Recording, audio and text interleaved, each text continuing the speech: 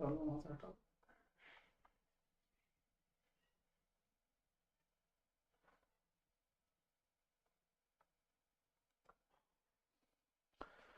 Students, good afternoon.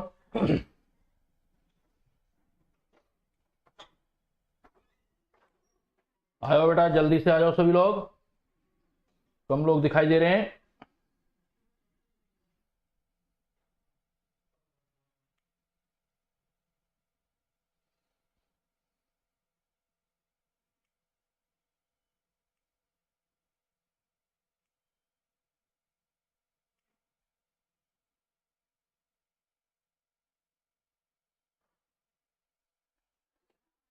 बढ़िया भी बढ़िया Himanshu, good afternoon, good afternoon.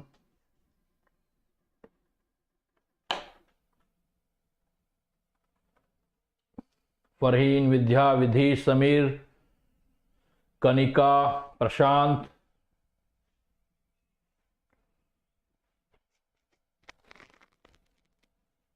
Shivani, Beauty, Harshita. चलो चलो बेटा, आ जाओ जल्दी।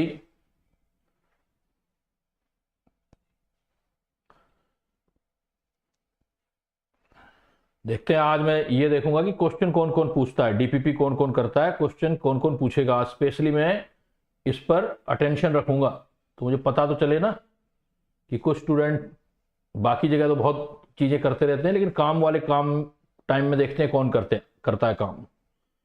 गुड आफ्टरनून बेटा, गुड आफ्टरनून। चलें बेटा, स्टार्ट करें। Can I proceed? Good afternoon Barkha, Shika. बेटा सबसे पहले देखो, मैंने आपको बोला था आज की क्लास में, बिकॉज आपका टेस्ट आने वाला है, और टेस्ट में अगेन जो है अभी रिपीट करने जा रहा हूं कि टेस्ट का सिलेबस जो आपका होगा वो बेसिक कंसेप्ट ऑफ केमिस्ट्री होगा। बेसिक कंसेप्ट ऑफ केमिस्ट्री का इस बार हम टेस्ट करने जा रहे हैं। तो उससे पहले क्या है कि जो भी कुछ प्रॉब्लम हो या कुछ डिस्कशन हो जाएंगी तो कुछ हमको हेल्प मिलेगा पेपर के अंदर भी। तो लेट्स बिगिन, लेट्स बिगिन। तो हम सबसे पहले डीपीपी निकाल रहे हैं। मैं आपके साथ डीपीपी, फर्स्ट डीपीपी जो है सामने रख रहा हूं।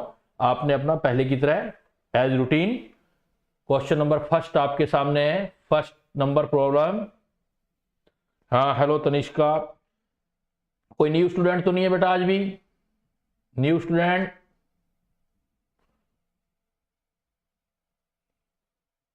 मंडे को टेस्ट नहीं होता है बेटा तुम्हारा? ब्यूटी कुमारी, टेस्ट नहीं होता? आप पूछ रहे कौन सा टेस्ट? मंडे का। मंडे को टेस्ट होते हैं आपके, रेगुलर टेस्ट होते हैं मंडे को। मंडे को टेस्ट होते हैं आपके बेटा। हर मंडे को टेस्ट होता है, नहीं रहता आपका? या वीकली नहीं होता आपका? देते हो? तो उस टेस्ट की बात कर रहे हैं। हाँ, वही वाला टेस्ट जो मंडे को टेस्ट होता है, वही टेस्ट। मंडे का टेस्ट बेटा, मंडे का फेज टेस्ट होगा तो वो भी बता दिया जाएगा आपको। अभी तो ये रेगुलर टेस्ट है। यस बेटा, फर्स्ट नंबर प्रॉब्लम में किसको? हाँ, जो न्यू स्टूडेंट है बेटा, अगर पहले कुछ कर रखा हो तो ध्यान देना। अभी पहले अब एक जो है प्रॉब्लम्स हैं वो डिस्कस करेंगे। मोल कंसेप्ट की प्रॉब्लम डिस्कस करने जा रहे हैं, और उसके बाद अपना नया चैप्टर स्टार्ट होगा, तो वहां से आप कंटिन्यू हो जाएंगे new students. Clear for new students? और अदरवाइज मुझे एक ही लगा है, एक ही स्टूडेंट आज न्यू दिख रहा है। तो बाकी स्टूडेंट बेटा आ जाओ। देखो क्वेश्चन नंबर डीपीपी नंबर जो आपकी है, ये क्वेश्चन नंबर फर्स्ट डीपीपी दे रखी है आपको, जो इसमें क्वेश्चन नंबर फर्स्ट। ओके,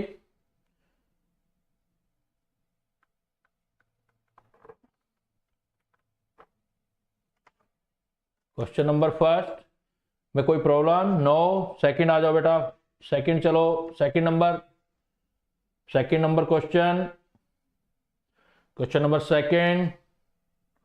अच्छा, सेकंड सिक्स तक मैं आता हूं बेटा। सेकंड, सेकंड, थर्ड, अपने अपने क्वेश्चन नोट करके रख लिया करो। थर्ड में किसी को प्रॉब्लम? इमीडिएट बोला करो बेटा, इमीडिएट, आगे बढ़ने के बाद नहीं।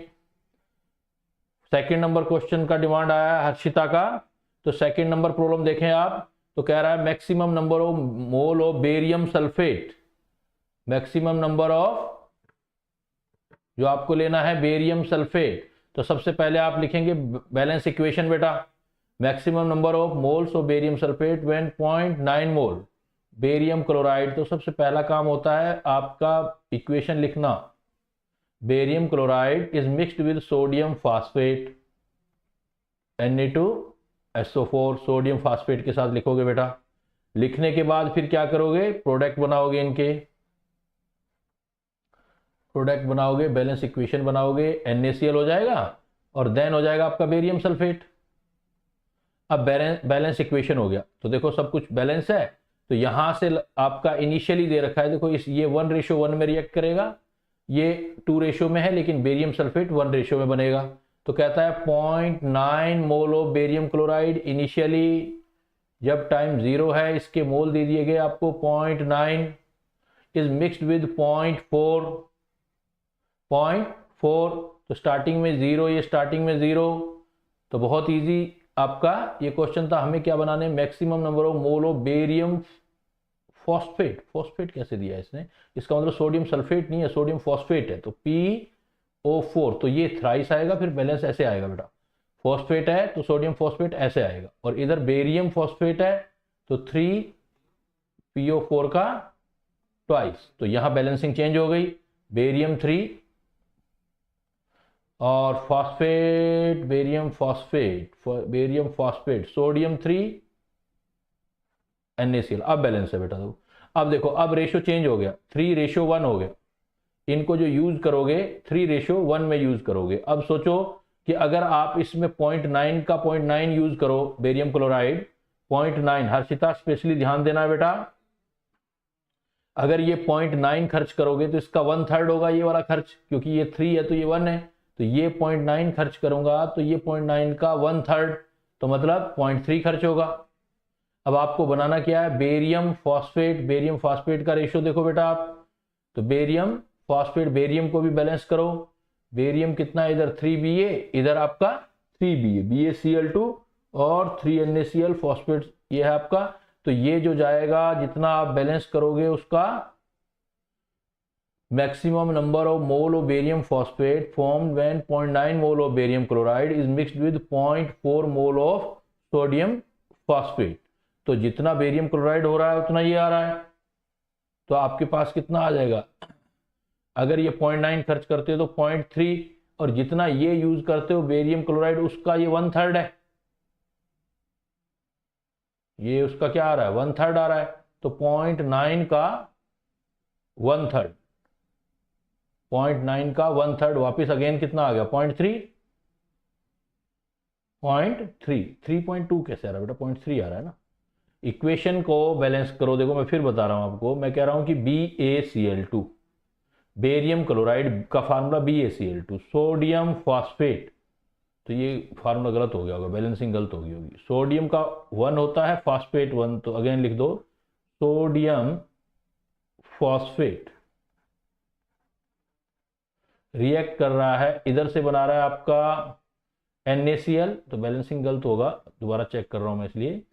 तो NaCl, इधर आपको क्या बनाना है, बेरियम का फॉस्फेट, Ba3PO4 2।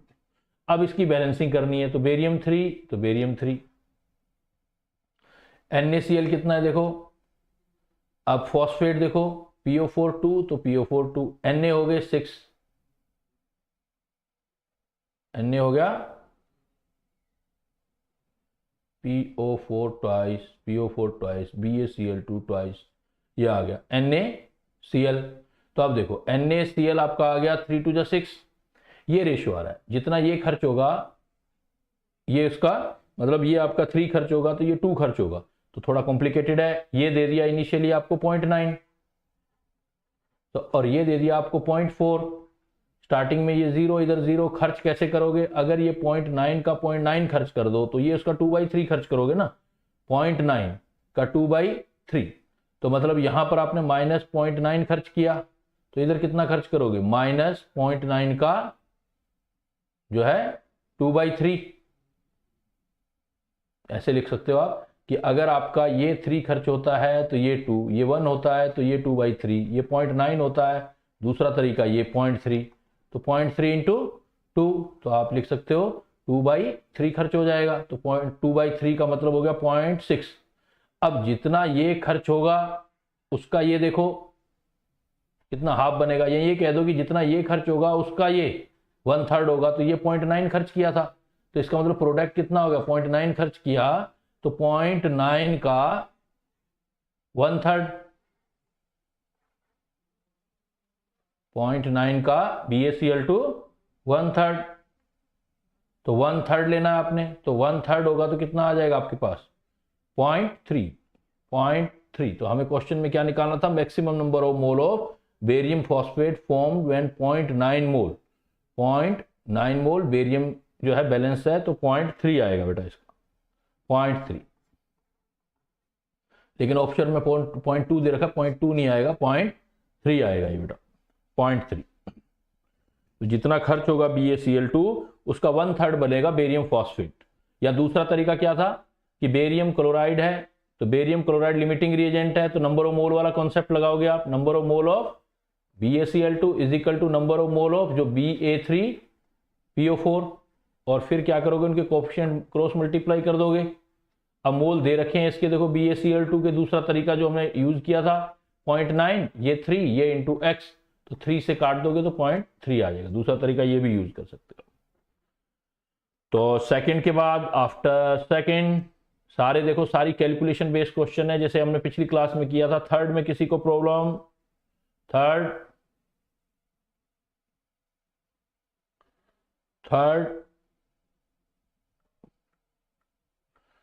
4 में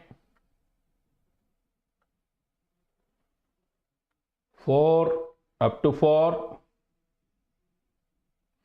क्वेश्चन नंबर 3 भी बेटा कैलकुलेशंस हैं। अगर ऐसे पूछोगे तो हर एक क्वेश्चन ही पूछते रहोगे, सॉल्यूशन देखने से काम नहीं चलेगा, थोड़ा सा प्रैक्टिस करो, थोड़ा सा प्रैक्टिस।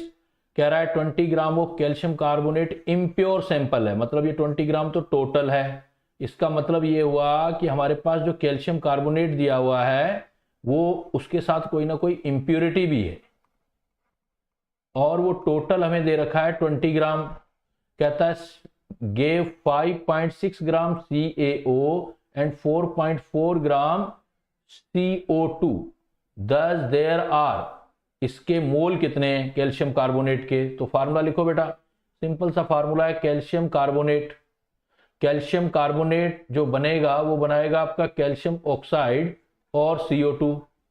इनके वेट दे रखे हैं देखो, इसका 5.6 ग्राम दे रखा है, अपॉन 56 हो गया, ये मोल बना लो, तो 0.1 मोल बन रहा है इसका। CO2 देखो 4.4 दे रखा है, अपॉन 44, तो इसका भी 0.1 मोल बन रहा है। तो रेशो 1:1:1 है, तो इन दोनों का 1:1 मोल बनाने के लिए इसका भी तो 1 मोल ही यूज होगा, इसका भी हमारे पास 1 मोल यूज होगा। तो लेकिन यूज कितने कर रहे हो आप, 0.1 मोल, इसका भी 0.1, तो ये भी आप 0.1 मोल ले लोगे। 0.1 मोल को एवोगैड्रो नंबर में भी तो लिख देते हैं हम, 0.1 Na, तो 0.1 मोल लेंगे तो इतना आ जाएगा। तो रिवर्स रिएक्शन चलाना है आपको कि आप कैल्शियम कार्बोनेट को हीट कर, दोनों तरीके से सोचना है बेटा। दिमाग यहां calculation, it is only mind game, it is only calculation. In last class I told you कि यहां पर सिर्फ बात किसकी होती है, सिर्फ बात ये होती है कि हिसाब किताब कितना आता है आपको, आपका दिमाग कितना चलता है। अगर दिमाग चलेगा तो क्वेश्चन होगा, अगर दिमाग नहीं चलेगा, केमिस्ट्री तो आनी चाहिए, केमिस्ट्री तो मस्ट है, रिएक्शंस आनी चाहिए, बैलेंसिंग आनी चाहिए, उसके साथ हिसाब किताब देखना आना चाहिए कि वो कह रहा है 20 ग्राम कैल्शियम कार्बोनेट इम्प्योर सैंपल दिया गया उसमें, और उससे 5.6 ग्राम कैल्शियम ऑक्साइड और 4.4 ग्राम CO2 मिला। तो ऊपर वाली रिएक्शन हमें साफ बता रही है, क्या कह रही है कि एक कैल्शियम कार्बोनेट को ब्रेक करोगे तो कैल्शियम ऑक्साइड CO2 मिलेगा। अगर यहां पर कैल्शियम कार्बोनेट और CaCO2 से ही बनाना है, उससे भी बना लो। एक मोल कंसेप्ट का फार्मूला दिया था मैंने आपको कि number of mole of calcium carbonate, यहां तो दोनों के कोफिशिएंट इक्वल है, number of mole of calcium oxide किसी से ही बना लो, या number of mole of CO2। Mole of calcium carbonate निकालना है, सपोज ये x है, number of mole of calcium oxide, एक सेकंड में क्वेश्चन हो जाएगा, 0.1 आ रहा है आपका, हो गया 0.1 मोल। मोल ना लिख करके Na लिख दिया या N0 लिख दिया।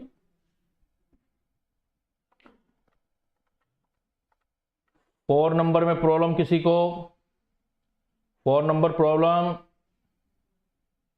हाँ वो N0 या Na कई बार ऐसे लिख देता है बेटा वो। 4 नंबर में किसी को प्रॉब्लम, 5 में 5 5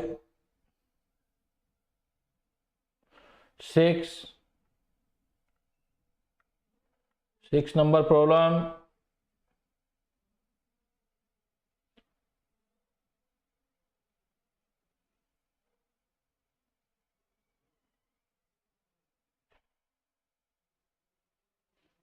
सिक्स नंबर 7 देख लेते हैं।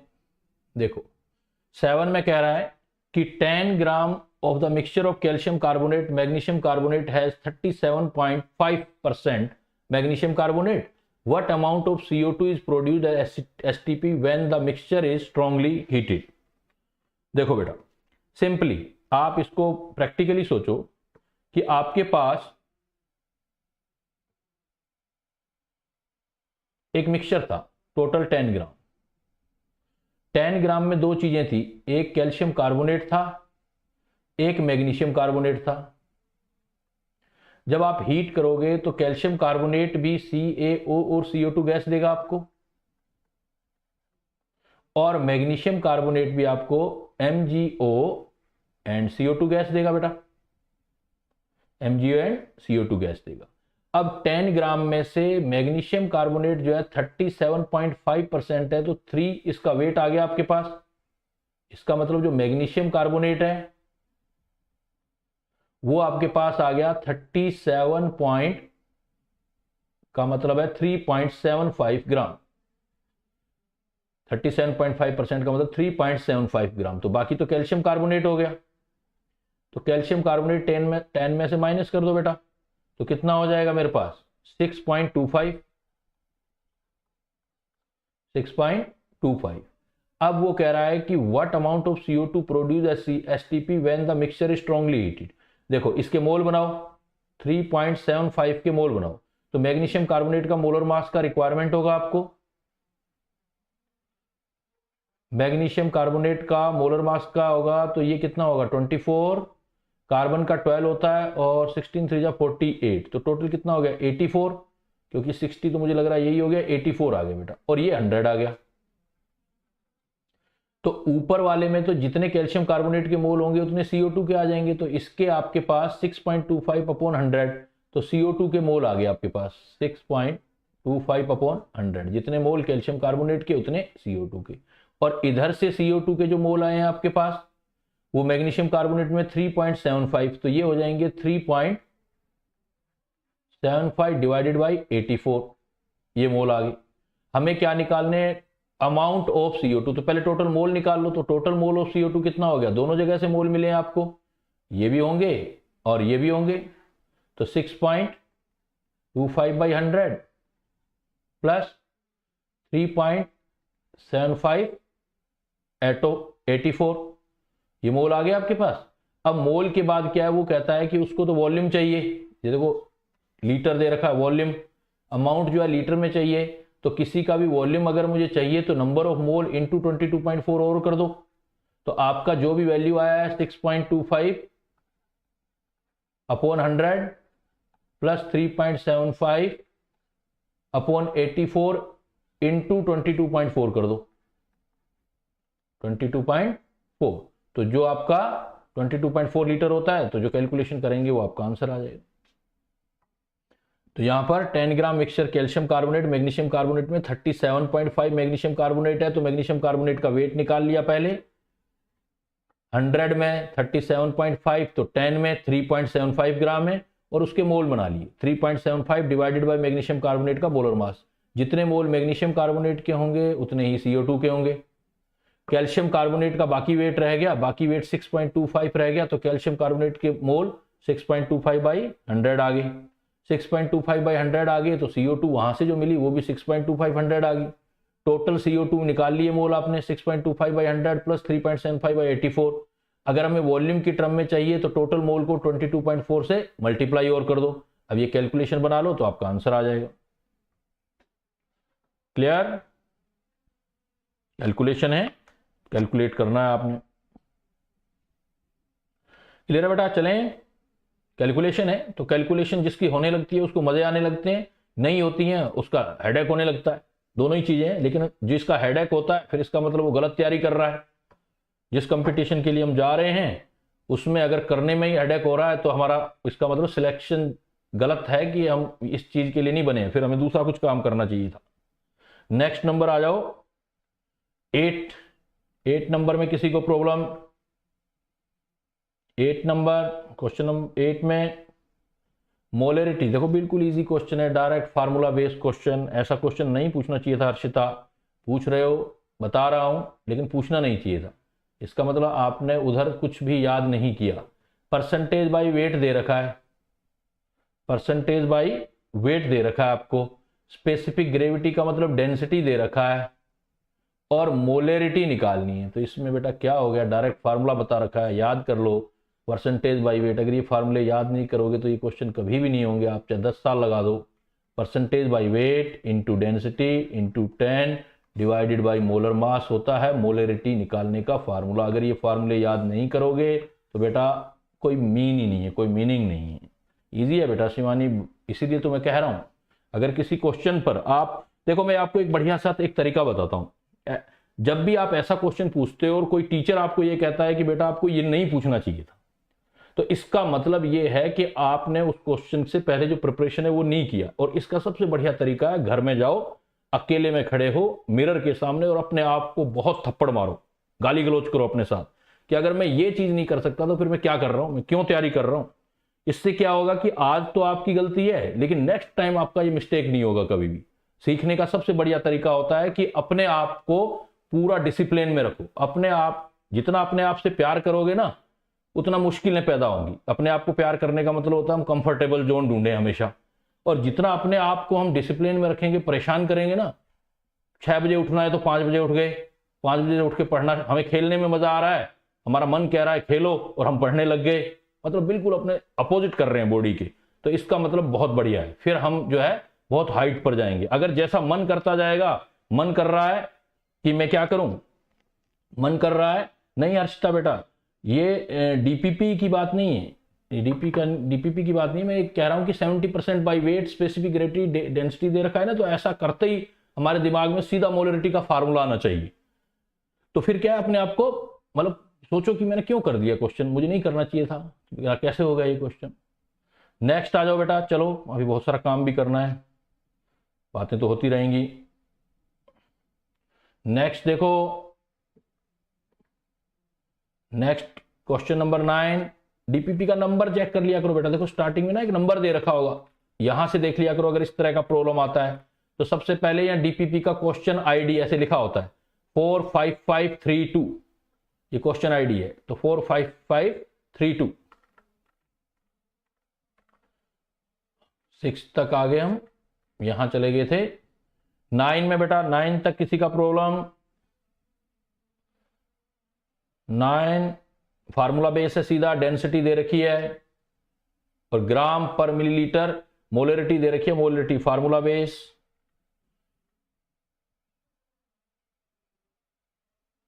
टेन में किसी को प्रॉब्लम? अप टू 10 नहीं है तो बेटा आगे चलते हैं। 11 में,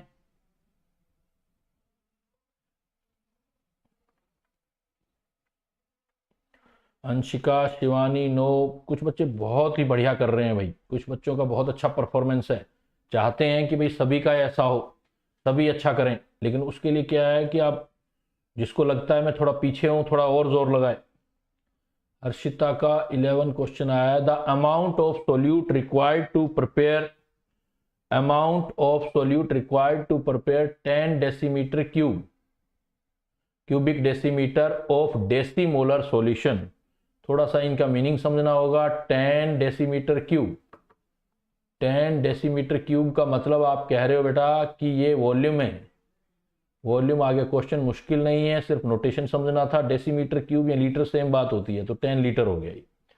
और डेसीमोलर, देखो डेक मतलब होता है 10, आई लग जाए तो 1/10, जैसे कोई भी यूज कर लो। सेंट मतलब 100, सेंटी का मतलब 1/100।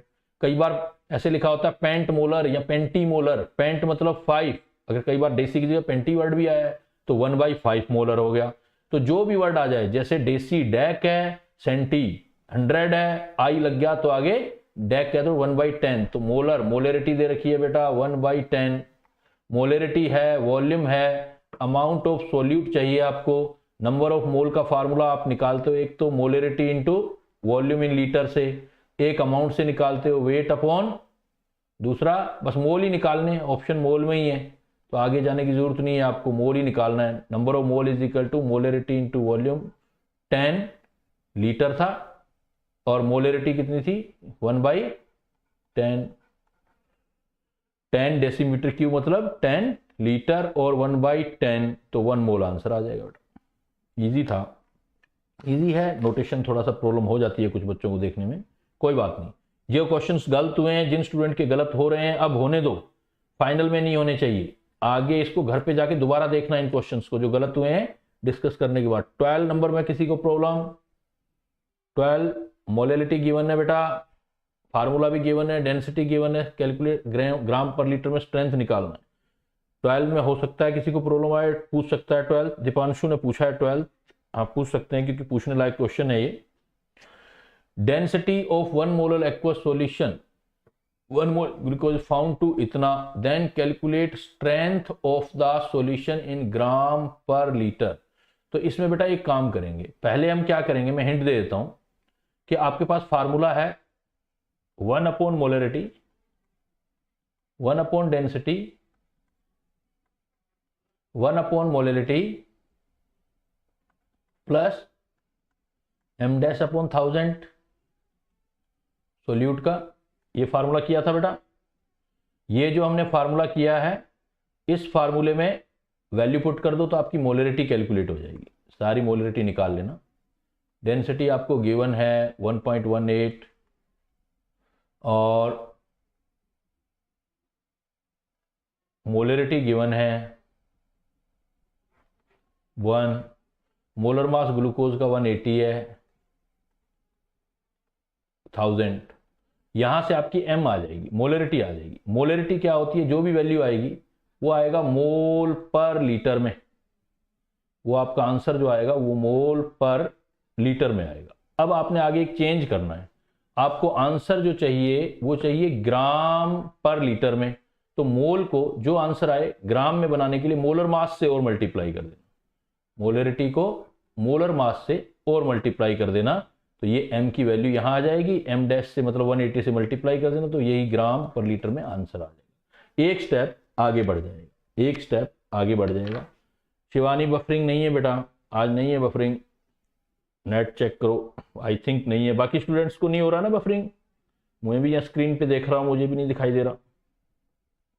तो पहले क्या करोगे, फार्मूले से निकाल लेना, आप फार्मूले से आप मोलरिटी कैलकुलेट कर लोगे, जब मोलरिटी कैलकुलेट हो जाएगी देन बिकॉज वो आंसर जो आपका आया वो देखो मोलरिटी का मतलब समझो दीपांशु किस में आया, वो आंसर जो मोलरिटी वाला है वो किसके अंदर आया था, मोल पर लीटर में आया था। आपको आंसर किस में रिपोर्ट करना था, ग्राम पर लीटर में, तो मोलर मास से और मल्टीप्लाई कर देना, मोलर मास से अगेन मल्टीप्लाई कर देंगे तो आपका ग्राम पर लीटर हो जाएगा।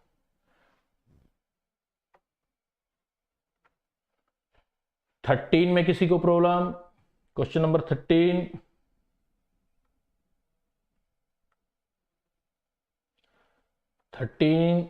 नो, आगे चलो 14 में,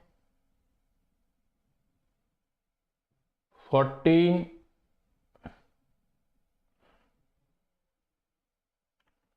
क्वेश्चन नंबर 12 का रिपीट बेटा, फार्मूला है 1 upon molarity is equal to 1 upon density 1 upon molarity m dash upon 1000, सारे डेटा गिवन है, यहाँ से मोलरिटी आ जाएगी, मोलरिटी का मतलब जो भी वैल्यू है वो आंसर आ जाएगा आपका मोल पर लीटर में। जब मोल पर लीटर में आएगा और क्वेश्चन में देखो आपको आंसर चाहिए ग्राम पर लीटर में, तो मोल को ग्राम में कैसे कन्वर्ट करते हैं, सॉल्यूट के मोलर मास से वापस मल्टीप्लाई कर देना, m को m डैश मतलब मोलर मास से मल्टीप्लाई कर देना तो ग्राम पर लीटर आंसर आ जाएगा।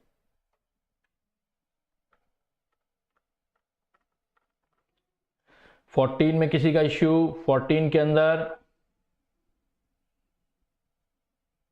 फिर 15 में अप टू 15,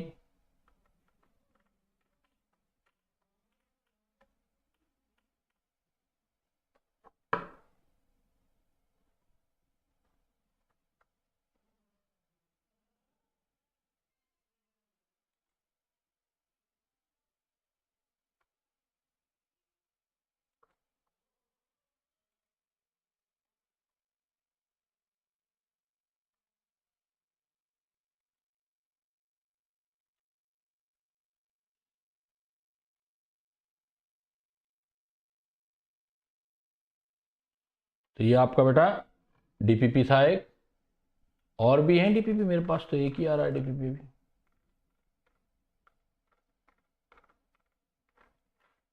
चलो एनीवे, और होंगी तो फिर मैं कल फिर देख लूंगा, कुछ और होंगी तो कल बची हुई डीपीपी होंगी तो रिमेनिंग और चेक कर लेना, कल का फिर टाइम देता हूं, तो रिमेनिंग डीपीपी कल कर लेंगे। अभी मैं वापस जो है क्लास पे आते हैं अपने।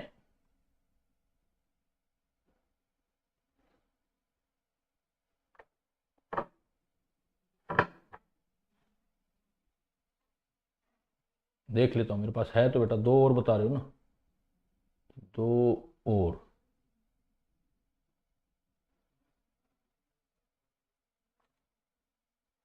दूसरा मेरे पास उसने भेजा नहीं है लगता अभी, चलो कोई बात नहीं, दो और हैं तो कल कर लेंगे डिस्कस। कल फिर तैयार करके लाना आप, अगेन आप कल तैयार करके लाना, तो कल फिर और देख लेंगे हम।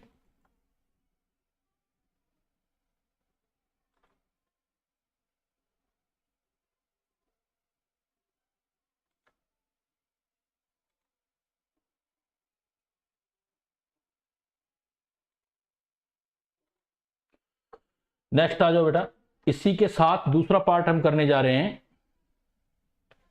इसी के साथ हम दूसरा पार्ट करने चाह रहे हैं कि जो बेसिक कंसेप्ट ऑफ केमिस्ट्री, एक पार्ट तो हम मोल के अंदर करते हैं, दूसरा पार्ट जो हम करते हैं रिडॉक्स के अंदर करते हैं। तो रिडॉक्स जो रिएक्शंस होती हैं तो उसमें आज पढ़ने जा रहे हैं हम। रिडॉक्स रिएक्शन में पहला पॉइंट देखो, oxidation, reduction and redox reaction. Oxidation, reduction and redox reaction. कोई बात नहीं बेटा, देख लेना जितनी अवेलेबल हो, वहां जो आपके अवेलेबल हो वो साइट पे वो देख लेना आप। तो ऑक्सीडेशन ऑफ रिडक्शन, तो ऑक्सीडेशन क्या होता है, इजीली, बिल्कुल इजी, कि अगर आप किसी का ऑक्सीडेशन नंबर इंक्रीज देख रहे हैं, इंक्रीज इन ऑक्सीडेशन नंबर है, इंक्रीज इन ऑक्सीडेशन नंबर अगर हो रहा है तो इसका मतलब ऑक्सीडेशन हो रहा है। रिडक्शन, रिड्यूस, मतलब डिक्रीज इन ऑक्सीडेशन नंबर हो रहा है। अगर किसी स्पीसीज का ऑक्सीडेशन नंबर में डिक्रीज आता है तो आप उसको, हाँ बेटा, हाँ बेटा, आपका जो न्यू एडमिशन है आप स्टार्ट कर सकते हो आप इसके साथ। तो ऑक्सीडेशन का मतलब होता है कि किसी भी स्पीसीज का ऑक्सीडेशन नंबर में इंक्रीज हो रहा है तो इसका मतलब उसका ऑक्सीडेशन हो रहा है। और रिडक्शन जो है, रिडक्शन का मतलब है किसी भी स्पीसीज का में ऑक्सीडेशन नंबर का डिक्रीज हो रहा है तो वो रिडक्शन हो रहा है। और इंक्रीज कब होता है, जब लूजिंग ऑफ इलेक्ट्रॉन होता है, लूजिंग ऑफ इलेक्ट्रॉन। अगर कोई स्पीसीज इलेक्ट्रॉन को लूज कर रही है, बेसिक कंसेप्ट चल रहा है बेटा Farheen, basic concept of chemistry चल रहा है, उसके दो पार्ट होते हैं, एक मोल कंसेप्ट है और एक रिडॉक्स। वो एक्चुअली हम एक बेसिक कंसेप्ट में पढ़ते हैं दोनों, ये दोनों पार्ट इसी के हैं। पहला पार्ट आपने मोल से कैलकुलेशन देखा है, अब आप रिडॉक्स से कैलकुलेशन जो है दूसरे टाइप से देखेंगे। तो इंक्रीज इन ऑक्सीडेशन नंबर मतलब losing of electron, decrease in oxidation number का मतलब होता है gaining of electron, gaining of electron. तो जहां दोनों प्रोसेस हो रहे हो, रिडक्शन भी हो रहा हो और ऑक्सीडेशन भी हो रहा हो, उसको आप रिडॉक्स बोल देंगे। तो जैसे एक एग्जांपल लेता हूं मैं सिंपल सा, कि मैं सपोज एग्जांपल लेता हूं कि H2, अभी आप रिएक्शंस करके आए हैं, देखो H2 और O2 मिलके सपोज H2O बना रहे हैं, H2 और O2 मिलके सपोज H2O बना रहे हैं। तो H2 में देखो दोनों एटम एक जैसे हैं तो ऑक्सीडेशन नंबर 0 होगा हाइड्रोजन का। लेकिन जैसे ही H2 यहां आएगा, इस कंपाउंड के अंदर आएगा, तो मोस्ट ऑफ केसेस में देखो रिडॉक्स ही होता है। जैसे ही यहां आएगा आपका, तो H2O वाटर के अंदर H का ऑक्सीडेशन नंबर +1 हो जाएगा। तो ऑक्सीडेशन नंबर 0 से +1 हो गया बेटा। So here increase in the oxidation number, it mean this is the oxidation process, this is the oxidation process. And similarly we can see in the case of oxygen, यहां पर O2 है तो again oxidation number 0, और H2O में oxygen का oxidation number -2, तो 0 से -2, 0 से -2 का मतलब हो रहा है डिक्रीज हो रहा है ऑक्सीडेशन नंबर, इट मींस यहां पर रिडक्शन हो रहा है। और कंप्लीट रिएक्शन देखो क्या हो रही है, जिसमें ऑक्सीडेशन भी हो और रिडक्शन भी हो, उसको हम बोलते हैं रिडॉक्स रिएक्शन। तो रिडॉक्स रिएक्शन क्या होता है, और मोस्ट ऑफ रिएक्शन, जैसे मैंने आई एम सेइंग यू कि मोस्ट ऑफ रिएक्शन जो होती है इसी कैटेगरी के अंदर आती है। उसमें अगर दो चीजें रिएक्ट कर रही हैं तो जनरली क्या होता है कि मोस्ट ऑफ केसेस में, कुछ रेयर केसेस को छोड़ के वो भी डिस्कस करेंगे हम, कि उसमें एक इलेक्ट्रॉन लूज कर रहा होगा, दूसरा इलेक्ट्रॉन गेन कर रहा होगा, एक के ऑक्सीडेशन नंबर डिक्रीज हो रहे होंगे, दूसरे के ऑक्सीडेशन नंबर इंक्रीज हो रही होंगी। इसमें जिसका बेटा ऑक्सीडेशन हो रहा होता है, तो जिसका खुद का ऑक्सीडेशन हो रहा होता है वो दूसरे को रिड्यूस करता है, इसलिए उसको हम रिड्यूसिंग एजेंट बोलते हैं, रिड्यूसिंग एजेंट। और जिसका खुद का रिडक्शन हो रहा होगा वो दूसरे के लिए ऑक्सीडाइजिंग एजेंट है, दूसरे के लिए ऑक्सीडाइजिंग एजेंट है। तो सबसे सिंपल पॉइंट ही हमारे पास ये आता है। ऑक्सीडेशन नंबर आ जाएगा बेटा, अभी अभी मैं वो भी बता दूंगा आपको, ऑक्सीडेशन नंबर में भी ट्रबल आएगा तो वो भी क्लियर हो जाएगा। तो जो आपका ऑक्सीडाइजिंग एजेंट होता है, एक रिड्यूसिंग एजेंट जैसे ऑक्सीडाइजिंग एजेंट, जैसे सिंपली मैंने एक रिएक्शन लिखा आपके लिए कि मैंने बोला कि जिंक सल्फेट का कॉपर के साथ रिएक्शन करो आप, और आप बना दो कॉपर सल्फेट और जिंक। अब मुझे सिलेक्ट करना है कौन सा ऑक्सीडाइजिंग एजेंट है, कौन सा रिडक्शन है ना, कौन सा रिड्यूसिंग एजेंट है, कौन सा ऑक्सीडाइजिंग एजेंट है। तो बता सकते हैं, देखो हम जैसे जिंक सल्फेट है, तो जिंक सल्फेट है तो इसका मतलब जिंक का ऑक्सीडेशन नंबर +2 होगा, क्योंकि सल्फेट का पूरे का -2। इतनी केमिस्ट्री तो आनी चाहिए, इस लेवल पर पहुंचते हैं जब हम +2 क्रॉस कर चुके हैं। तो जिंक का +2 और सल्फेट का -2, और कॉपर अकेला है तो इसका मतलब इसका किसी के साथ कंपाउंड नहीं बना रहा है, ऑक्सीडेशन नंबर 0। यहां आ जाओ बेटा दूसरी साइड में, देखो कॉपर सल्फेट में, सल्फेट का तो अगेन -2 हो जाएगा, तो यहां पर कॉपर का +2 हो गया, और जिंक अकेला है तो उसका ऑक्सीडेशन नंबर 0। तो अब क्या देख रहे हो आप, देखो पहले में जिंक को चेक करो आप, जिंक यहां से चेंज होकर के देखो जिंक यहां जा रहा है, तो क्या कह सकते हो बेटा, जिंक का ऑक्सीडेशन नंबर +2 से 0 हो रहा है। जिंक का ऑक्सीडेशन नंबर +2 से 0 हो रहा है, तो आप क्या कहोगे कि जिंक का यहां पर क्या हो रहा है, +2 से 0 जाने का मतलब ऑक्सीडेशन नंबर कम हो रहा है, कम होने का मतलब रिडक्शन हो गया, जिंक का रिडक्शन हो गया।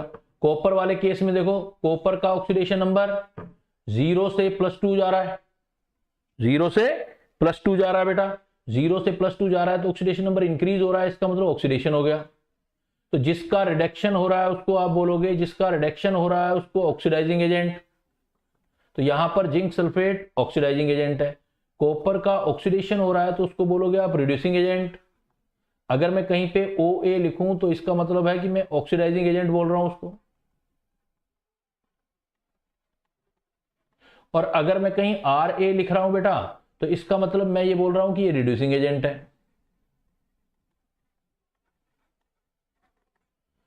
तो सिंपल समझ गए कि ऑक्सीडेशन क्या होता है, रिडक्शन क्या होता है। अब किसी स्पीसीज का अगर लूजिंग ऑफ इलेक्ट्रॉन कर रहा है, ये तो बुक की लैंग्वेज है, लूजिंग ऑफ इलेक्ट्रॉन, हमें तो देखना आना चाहिए ना कंपटीशन में कि लूज हो रहे हैं या गेन हो रहे हैं, वो देखना आना चाहिए। वो किससे देखोगे आप, ऑक्सीडेशन नंबर से।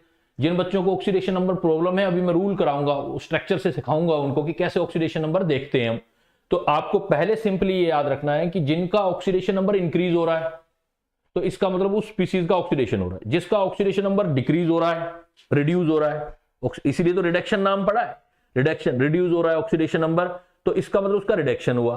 और जो जिसका ऑक्सीडेशन होगा उसको रिड्यूसिंग एजेंट बोलेंगे, और जिसका रिडक्शन होगा उसको हम ऑक्सीडाइजिंग एजेंट बोलेंगे। अब हमारे पास पॉइंट ये आता है कि ऑक्सीडेशन नंबर हम कैसे करें। वैसे तो हमारे पास कई रूल होते हैं, लेकिन आप सिंपली ऑक्सीडेशन नंबर याद कर सकते हो, जो फिक्स है पहले वो याद करो। देखो ऑक्सीडेशन नंबर, हम अगर कोई भी स्पीसीज एलिमेंटल फॉर्म में है, कोई भी सब्सटेंस एलिमेंटल फॉर्म में, ध्यान देना बेटा इन बातों को, एलिमेंटल फॉर्म, एलिमेंटल का मतलब है कि वो सेम काइंड ऑफ एटम से बना हुआ है, सेम काइंड ऑफ एटम, तो उसकी एलिमेंटल फॉर्म में, तो उसका ऑक्सीडेशन नंबर 0 होगा हमेशा, ऑक्सीडेशन नंबर ऑलवेज 0 होगा। अगर सेम काइंड ऑफ एटम से बना हुआ है तो ऑक्सीडेशन नंबर 0।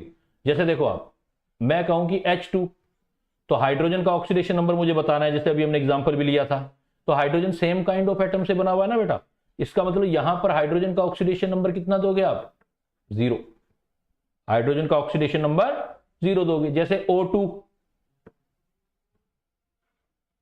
O2 देखो सेम काइंड ऑफ ऑक्सीजन से बना हुआ है, इसका मतलब ऑक्सीडेशन नंबर 0। जैसे मैं कह दूं iron Fe solid, iron solid, तो ऑक्सीडेशन नंबर 0। सब एलिमेंटल है। एलिमेंटल का मतलब सेम काइंड ऑफ आयरन जो है, सॉलिड आयरन है, सारा आयरन एटम से ही तो बना होगा।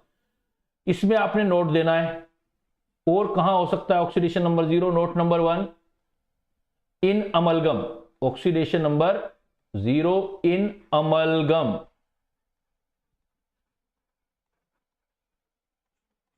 अमलगम, अमलगम का मतलब समझते हो बेटा? अमलगम का मतलब कोई भी स्पीसीज अगर मरकरी के साथ है, जैसे sodium amalgam, NaHG, sodium amalgam, तो एक्चुअल में यहां इनके बीच कोई बॉन्ड नहीं बन रहा, इसलिए ऑक्सीडेशन नंबर दोनों का 0 देंगे हम। अगर कोई अमलगम फॉर्म के अंदर है तो उसका ऑक्सीडेशन नंबर 0 आएगा, नोट नंबर 1। और नोट नंबर 2, जब भी कोई न्यूट्रल मेटल कार्बोनिल है, न्यूट्रल मेटल कार्बोनिल,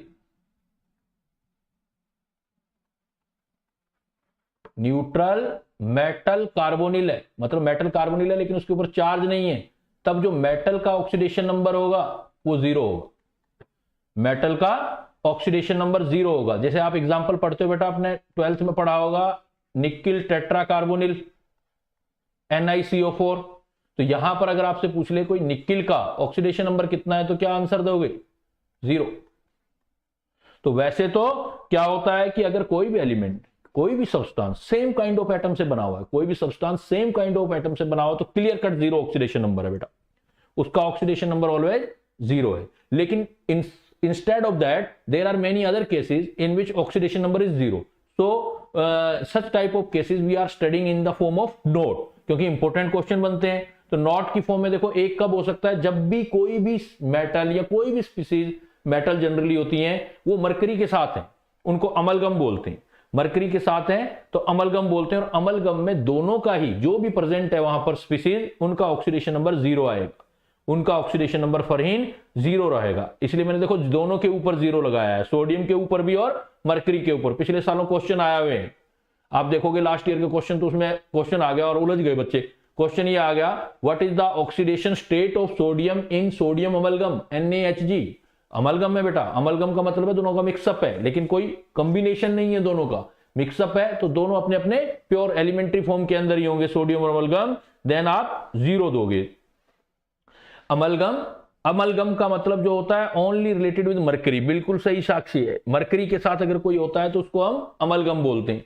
दूसरा मैंने एक एग्जांपल बताया है कि अगर आपके पास कहीं भी मेटल कार्बोनिल है, क्या चीज है? Metal carbonyl. जब भी मेटल कार्बोनिल है और मेटल कार्बोनिल के ऊपर कोई चार्ज नहीं है, जैसे NiCO4, FeCO5, NiCO4, FeCO5, जब भी ऐसे केस आएंगे बेटा, मेटल कार्बोनिल, CO को कार्बोनिल बोला जाता है, FeCO5, तो आयरन का ऑक्सीडेशन नंबर आप 0 देंगे। Is it clear?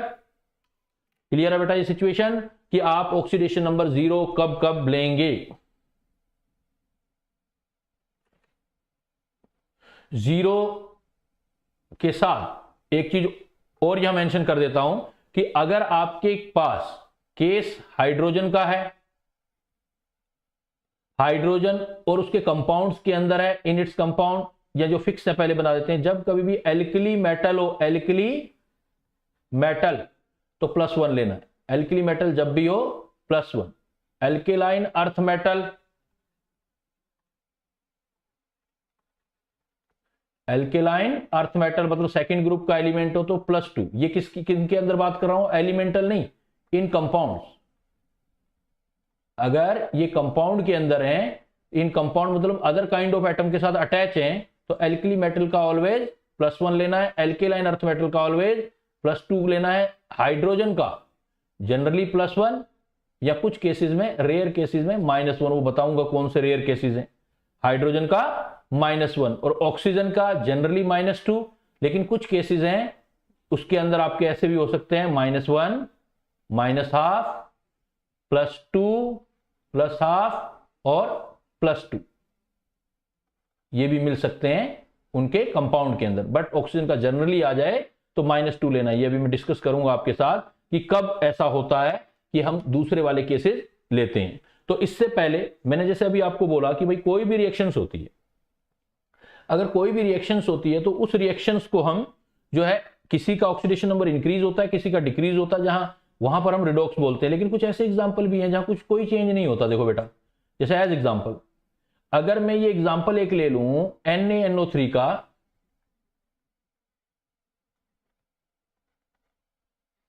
HCl के साथ, या ये भी रहने दो, ये प्रेसिपिटेट बनाओगे आप, AgNO3 सिल्वर नाइट्रेट का NaCl के साथ ले लेते हैं, प्रेसिपिटेट बनाते हैं, NaCl का सिल्वर नाइट्रेट के साथ लेते हैं, तो ये क्या बनाएगा रिएक्ट करके बेटा, NaCl AgNO3 के साथ मिलके क्या बनाएगा, AgCl और NaNO3। ये डबल डिस्प्लेसमेंट रिएक्शन हुई, दो जो है एक दूसरे को डिस्प्लेस कर रहे हैं, डबल डिस्प्लेसमेंट। तो डबल डिस्प्लेसमेंट में कोई चेंज नहीं हुआ। देखो ऑक्सीडेशन नंबर Na का यहां भी +1, यहां भी जो NaNO3 है यहां भी +1, Cl का यहां भी -1, यहां भी -1, और प्रेसिपिटेट बन गया। तो जहां प्रेसिपिटेट बनते हैं, जहां पर डबल डिस्प्लेसमेंट रिएक्शन होती है, डबल डिस्प्लेसमेंट रिएक्शन होती है, वो कभी भी रिडॉक्स नहीं होती। डबल डिस्प्लेसमेंट रिएक्शन होती है क्योंकि उसमें ऑक्सीडेशन नंबर चेंज नहीं होता। अगर ऑक्सीडेशन नंबर चेंज नहीं आता तो आपसे ऐसे पूछे जाएंगे ना, ऐसे क्वेश्चंस आएंगे आपके पास, which of the following reaction is not redox reaction, which of the following reaction is not redox reaction. अगर रिडॉक्स रिएक्शन नहीं है तो फिर क्या बोलोगे आप, वो आप उसका ऑक्सीडेशन नंबर चेक करोगे। अगर ऑक्सीडेशन नंबर में चेंज हो रहे हैं तभी रिडॉक्स बनेगी, अदरवाइज रिडॉक्स नहीं बनेगा। अब आता है आपके पास जो रिडॉक्स होते हैं, इस रिडॉक्स को हम वैसे तो कई कैटेगरी में कन्वर्ट कर सकते हैं, लेकिन एक जनरल कैटेगरी होती है intermolecular redox reaction. Intermolecular redox reaction, intermolecular redox reaction का मतलब होता है in which one substance is oxidised while other is reduced। जैसे जनरली अभी आपने किया, एक रिएक्शन किया, एल्यूमिनियम की रिएक्शन कराई आयरन वाले किसी कंपाउंड के साथ, है ना, तो आयरन का ऑक्सीडेशन नंबर 0 आ गया, Al2O3 है तो +3 आ गया। यहां पर इधर से आयरन +3 था, फिर आयरन 0 में चला गया। जैसे अभी मैंने दूसरा एग्जांपल लिया था, ये दूसरा एग्जांपल है। तो एक स्पीसीज आपकी देखो क्लियर कट ऑक्सीडाइज और रिड्यूस हो रही है। Such type of redox reaction are known as intermolecular redox reaction. ऐसों को हम क्या बोलते हैं, इंटरमोलिक्यूलर रिडॉक्स रिएक्शन बोलते हैं। एक होता है इंट्रामोलिक्यूलर रिडॉक्स रिएक्शन, एक इंटरमोलिक्यूलर रिडॉक्स रिएक्शन, दूसरा होता है इंट्रामोलिक्यूलर रिडॉक्स रिएक्शन। वर्ड देखो, सिर्फ एक लेटर का फर्क है, पहले इंटर था, अब आ गया बेटा इंट्रा। इंट्रामोलिक्यूलर रिडॉक्स रिएक्शन, इसमें क्या होता है, इसमें one element of compound is oxidize and other, मतलब एक ही कंपाउंड होगा। इसमें खास बात होगी, कंपाउंड अलग अलग नहीं होंगे, एक ही कंपाउंड होगा, उस कंपाउंड में अलग अलग एलिमेंट होंगे। जैसे ये एग्जांपल है, देखो KClO3, KClO3 में क्लोरीन और ऑक्सीजन, इनका ऑक्सीडेशन नंबर चेंज हो रहा है। KClO3, जैसे ये एग्जांपल देखो KClO3, और इधर चेंज हो रहा है KCl और ऑक्सीजन में। देखो ऑक्सीजन एलिमेंट्री है, ऑक्सीजन आपका एलिमेंट्री है, तो यहां तो ऑक्सीडेशन नंबर 0 आ गया। KClO3 जहां जनरल ऑक्सीजन का ऑक्सीडेशन नंबर -2 होता है, और इनके पोटेशियम के तो फिक्स हैं, एल्कली मेटल है, इसका ऑलवेज +1 होगा इनके कंपाउंड में। यहां पर KCl है, K का +1 है तो Cl का -1 हो गया बेटा, बिल्कुल बेसिक सी बात है ये। तो अगर मैं इसमें ये क्या बता दें बेटा, खुशी क्या पूछ रहे हो, बेसिक कंसेप्ट ऑफ केमिस्ट्री ही चल रहा है, उसका part 2 basic concept of chemistry ही चल रहा है। ऐसे पढ़ोगे बेटा तो हर एक बच्चा हर 5-10 मिनट के बाद आएगा, कहेगा सर एक बार रिपीट कर दो, एक बार दोबारा बता दो, एक बार क्या चल रहा है। तो क्लासें तो हो गई बेटा, फिर क्लासें हो गई। हर कोई ऐसा करने लगेगा ना, जैसे अब आप कर रहे हो, आप लेट आए, गलती आपकी, क्लास डिस्टर्ब, अब दूसरों को गुस्सा। अब दूसरा कोई जो खुद कर रहा है उसको तो अच्छा लग रहा है, लेकिन दूसरों को लग रहा है यार ये टाइम खराब कर रहा है, और ऐसे ही सारे करेंगे, किसी दिन कोई और करेगा तो आपको बुरा लगेगा। इसलिए प्लीज ऐसे नहीं किया करें, लेट हो तो लेट रहो, गलती आपकी।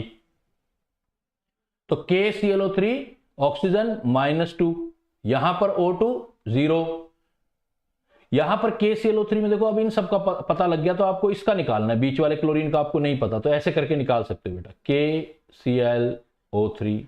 तो पोटेशियम का +1, क्लोरीन का नहीं पता, एक क्लोरीन का बेटा x ले लो। ऑक्सीजन का एक का -2 है, 3 ऑक्सीजन है तो -6 हो गया, 3 2 जा 6, एक ऑक्सीजन का -2, 3 का 6, ऊपर कोई चार्ज नहीं है 0, तो x की वैल्यू निकाल लेंगे +5 आ जाएगी। तो यहां क्लोरीन का +5। तो आप देखोगे कि पहले वाली स्पीसीज में क्लोरीन का +5, लेकिन बाद वाली स्पीसीज में क्लोरीन का -1, और इधर पहले वाली स्पीसीज है स्पीसीज एक ही, उसमें ऑक्सीजन का -2, बाद में 0। तो एक ही कंपाउंड में विद इन वन कंपाउंड अलग अलग एलिमेंट, एक एलिमेंट आपका ऑक्सीडाइज हो रहा होगा, एक एलिमेंट रिड्यूस हो रहा होगा। तो बताओ बेटा इस रिएक्शन में KClO3 को कौन सा एटम ऑक्सीडाइज हो रहा है और कौन सा एटम जो है रिड्यूस हो रहा है। KClO3 में ऑक्सीडेशन नंबर आपके सामने है, आपको क्वेश्चन का आंसर देना है बेटा, कौन सा एटम ऑक्सीडाइज हो रहा है और कौन सा एटम रिड्यूस हो रहा है। कौन सा एटम ऑक्सीडाइज, कौन सा एटम रिड्यूस, जल्दी से आंसर दो। Cl रिड्यूस हो रहा है क्योंकि उसका ऑक्सीडेशन नंबर डाउन हो रहा है, बिल्कुल। ऑक्सीजन ऑक्सीडाइज हो रहा है, लेकिन अगर वो पूछेगा कौन ऑक्सीडाइजिंग एजेंट है और कौन रिड्यूसिंग एजेंट है, तो बिल्कुल उल्टा कर देना बेटा। अगर वो कहेगा कि which is oxidant and which is reductant, तो बिल्कुल उल्टा कर देना है आपने। तो दो टाइप की रिडॉक्स जनरली कर सकते हो, इंटरमोलिक्यूलर और इंट्रामोलिक्यूलर। फिर इसी पॉइंट पे आते हैं बेटा कि ऑक्सीडेशन स्टेट जो आपका है, वो ऑक्सीडेशन स्टेट, ऑक्सीजन की बात करते हैं जैसे अभी हम,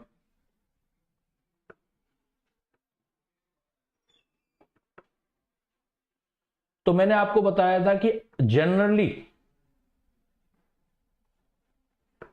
ऑक्सीजन का ऑक्सीडेशन स्टेट जो लेना है वो -2 लेना है, जनरली -2 लेना। ऑक्सीजन का ऑक्सीडेशन स्टेट जनरली -2।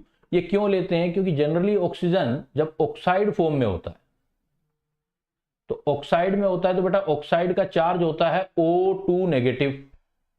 तो पर जो चार्ज होता है पर एटम ऑक्सीजन, वही उसका ऑक्सीडेशन स्टेट होता है। तो ऑक्सीडेशन स्टेट पर ऑक्सीजन चार्ज आ गया 2, इसलिए -2, ऑक्साइड का -2। लेकिन अगर ये पर ऑक्साइड हो जाए, कुछ स्पीसीज में ये पर ऑक्साइड होगा बेटा, पर ऑक्साइड, ऑक्सीजन जो होगा वो पर ऑक्साइड, पर का मतलब होता है एक ऑक्सीजन और ज्यादा। तो पर ऑक्साइड का फार्मूला देखो, O2 2 नेगेटिव, पर ऑक्साइड का फार्मूला O2 2 नेगेटिव, मतलब दो ऑक्सीजन में दोनों को चार्ज डिवाइड करो, पर ऑक्सीजन पर चार्ज -1 आएगा। जो पर ऑक्सीजन चार्ज आता है बेटा, जो पर एटम चार्ज आता है, वही उसका ऑक्सीडेशन स्टेट होता है। तो पर ऑक्साइड में ऑक्सीडेशन स्टेट कितना आया ऑक्सीजन का? -1। अगर ऑक्सीजन पर ऑक्साइड की फॉर्म में है तो -1। अगर ऑक्सीजन सुपर ऑक्साइड है, सुपर ऑक्साइड, सुपर ऑक्साइड का मतलब होता है एटम तो जैसे पर ऑक्साइड वाले हैं, लेकिन चार्ज कम हो जाए, जैसे O2 -1 चार्ज होता है इसका, O2 -1। अगर इसको ओपन करोगे बेटा तो ये हो जाएंगे दो ऑक्सीजन और दोनों पे चार्ज डिवाइड करो, दोनों पे चार्ज डिवाइड करोगे तो -12 इधर और -12 इधर। तो जब कभी भी आपका सुपर ऑक्साइड होगा, oxygen as a present super oxide होगा, तो यही एग्जाम के क्वेश्चन है बेटा जो अभी लिख रहे हैं अपने, सुपर ऑक्साइड होगा तो पर ऑक्सीजन चार्ज हाफ आ गया, -12, सुपर ऑक्साइड में -12। देखो एक पॉइंट ये है कि नॉट सबसे ज्यादा इलेक्ट्रोनेगेटिविटी अभी पिछली क्लासेस में हमने किया है, फ्लोरीन मोस्ट इलेक्ट्रोनेगेटिव है। तो oxidation state of fluorine in its compound, in its compound is always -1, is always -1। अगर हमारे पास oxidation state of fluorine check करना है तो ऑक्सीडेशन स्टेट ऑफ फ्लोरीन का ऑलवेज -1 होगा। सपोज मैं आपको एग्जांपल दे दूं OF2। अब देखो ऑक्सीजन का ऑक्सीडेशन स्टेट निकालना है मुझे, OF2 में ऑक्सीजन का ऑक्सीडेशन स्टेट, तो सपोज ऑक्सीजन का X, क्योंकि ये तो क्लियर है कि एक फ्लोरीन का -1 लोगे, दो फ्लोरीन है तो -2 इक्वल टू 0 हो गया, तो X इज इक्वल टू +2। इसलिए जो लिस्ट लिखी थी उसमें देखो मैंने +2 भी लिखा था। ऑक्सीजन का ऑक्सीडेशन स्टेट OF2 में +2 भी आ सकता है। एक काफी इंटरेस्टिंग एग्जांपल है O2PTF6।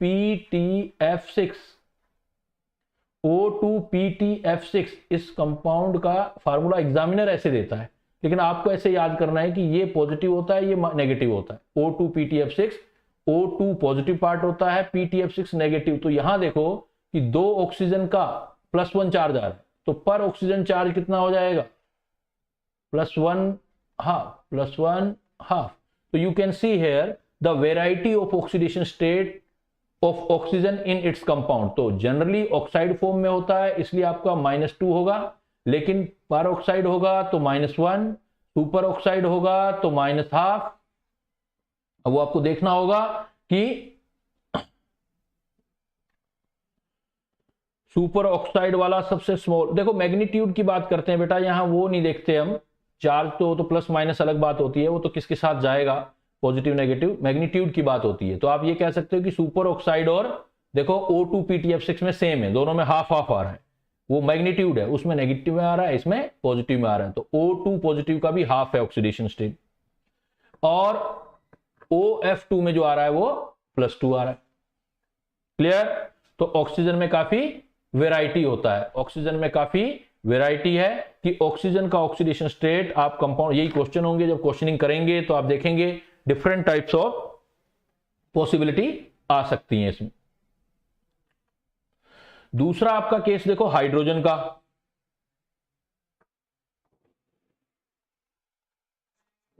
और हाइड्रोजन, अगर हम हाइड्रोजन की बात करें बेटा, तो हाइड्रोजन में मोस्टली क्या होता है, +1 होता है मोस्टली। लेकिन अगर हाइड्रोजन अटैच्ड होगा, if hydrogen attached with less electronegative atom, उससे लेस इलेक्ट्रोनेगेटिव एटम एज, जैसे आपके alkali metal, alkaline earth metal, alkaline earth metal, boron, तो आपका इसका -1 हो जाएगा, हाइड्रोजन का -1। जैसे मैं लिख दूं NaH, सोडियम हाइड्राइड, NaH, तो ये क्लियर कट है कि एल्कली मेटल है, इसका तो ऑलवेज +1 देना है, तो अब हाइड्रोजन का मुझे -1 देना पड़ेगा। जैसे काफी इंपॉर्टेंट एग्जांपल है CaH2, इसको हाइड्रोलिथ बोलते हैं बेटा, हाइड्रोलिथ, हाइड्रोलिथ। तो हाइड्रोलिथ में कैल्शियम का क्लियर कट है, एल्केलाइन अर्थ मेटल है, तो उसका तो फिक्स है +2 होगा, तो 2 हाइड्रोजन का भी -2 होगा, तो पर हाइड्रोजन -1 आ जाएगा। तो जहां भी एल्कली मेटल के साथ या एल्केलाइन अर्थ मेटल के साथ हाइड्रोजन आती है, या बोरोन के साथ आती है, जैसे BH3, बी के साथ कभी H आ जाए, तो यहां पर हाइड्रोजन का -1 आएगा, और इधर हम आगे अलग से देंगे, वो कितने H अटैच हैं उसके हिसाब से आ जाएगा। जैसे 3 H हैं तो तीनों H का -1 -1 और बोरोन का टोटल मिला के +3। आप पिछली क्लासेस में देख सकते हो कि अगर मेरे पास P के साथ H आ जाए, तब मैं कैसे करूं, P के साथ H आ जाए तो दोनों का इलेक्ट्रॉन नेगेटिविटी सेम है, देन हाइड्रोजन का +1 ही रखना है, मोस्टली वाला केसेस देना है, क्योंकि फास्फोरस ज्यादा नॉन मेटेलिक है, तो ये +1 ही देना है। इधर फिर हाइड्रोजन के हिसाब से डिसाइड करोगे, 3 हाइड्रोजन का +3 तो फास्फोरस का -3। तो हाइड्रोजन का मोस्ट ऑफ केसेस में आपने ध्यान रखना है कि +1 ही होता है, मोस्ट ऑफ केसेस में हाइड्रोजन का +1 ही होता है, बट आप देख सकते हो कि कुछ केसेस के अंदर -1 है, एक एल्कली मेटल, एक एल्केलाइन अर्थ मेटल के साथ, और देन जो आपका है वो बोरोन के साथ -1 है। एक चीज और कर सकते हो आप, अगर मान लो कार्बन और कार्बन अटैच हैं, और एक कार्बन मल्टीपल बॉन्डेड वाला है, एक सिंगल बॉन्डेड वाला कार्बन, मतलब एक एल्केन वाला, एक डबल बॉन्ड वाला, तो इलेक्ट्रॉन नेगेटिविटी जो होती है वो डबल बॉन्ड वाले की ज्यादा होती है, मोर इलेक्ट्रोनेगेटिव होता है। तो ऐसे केसेस में दोनों कार्बन है, लेकिन इस वाले पार्ट को बीच में से अगर डिवाइड कर दूं तो इस वाले पार्ट को -1 देंगे, इस वाले पार्ट को +1 देंगे, मतलब सिंगल बॉन्डेड कार्बन है और डबल बॉन्डेड कार्बन है, तो डबल बॉन्डेड कार्बन वाले को आपने ज्यादा इलेक्ट्रोनेगेटिव लेना है, इसलिए उसका -1 देना है। मतलब अगर दोनों साथ में अटैच हैं, दोनों साथ में अटैच हैं, तो एक का +1 और दूसरे का -1। जैसे एग्जांपल देखो, सपोज इसका एक काफी फेमस एग्जांपल आता है टोलिन, इधर होता है फिनाइल, इधर होता है CH3। अगर मैं पूरा का पूरा डिवाइड कर दूं इसको, तो आप डायरेक्ट बोल सकते हो कि सर ऊपर वाले ग्रुप जो CH3 है सारा ग्रुप ही लगा दो, इस ऊपर वाले ग्रुप का +1 होगा क्योंकि यहां पर कार्बन सिंगल बॉन्डेड है और यहां देखो कार्बन डबल बॉन्डेड है, ये डबल बॉन्ड आ रहा है।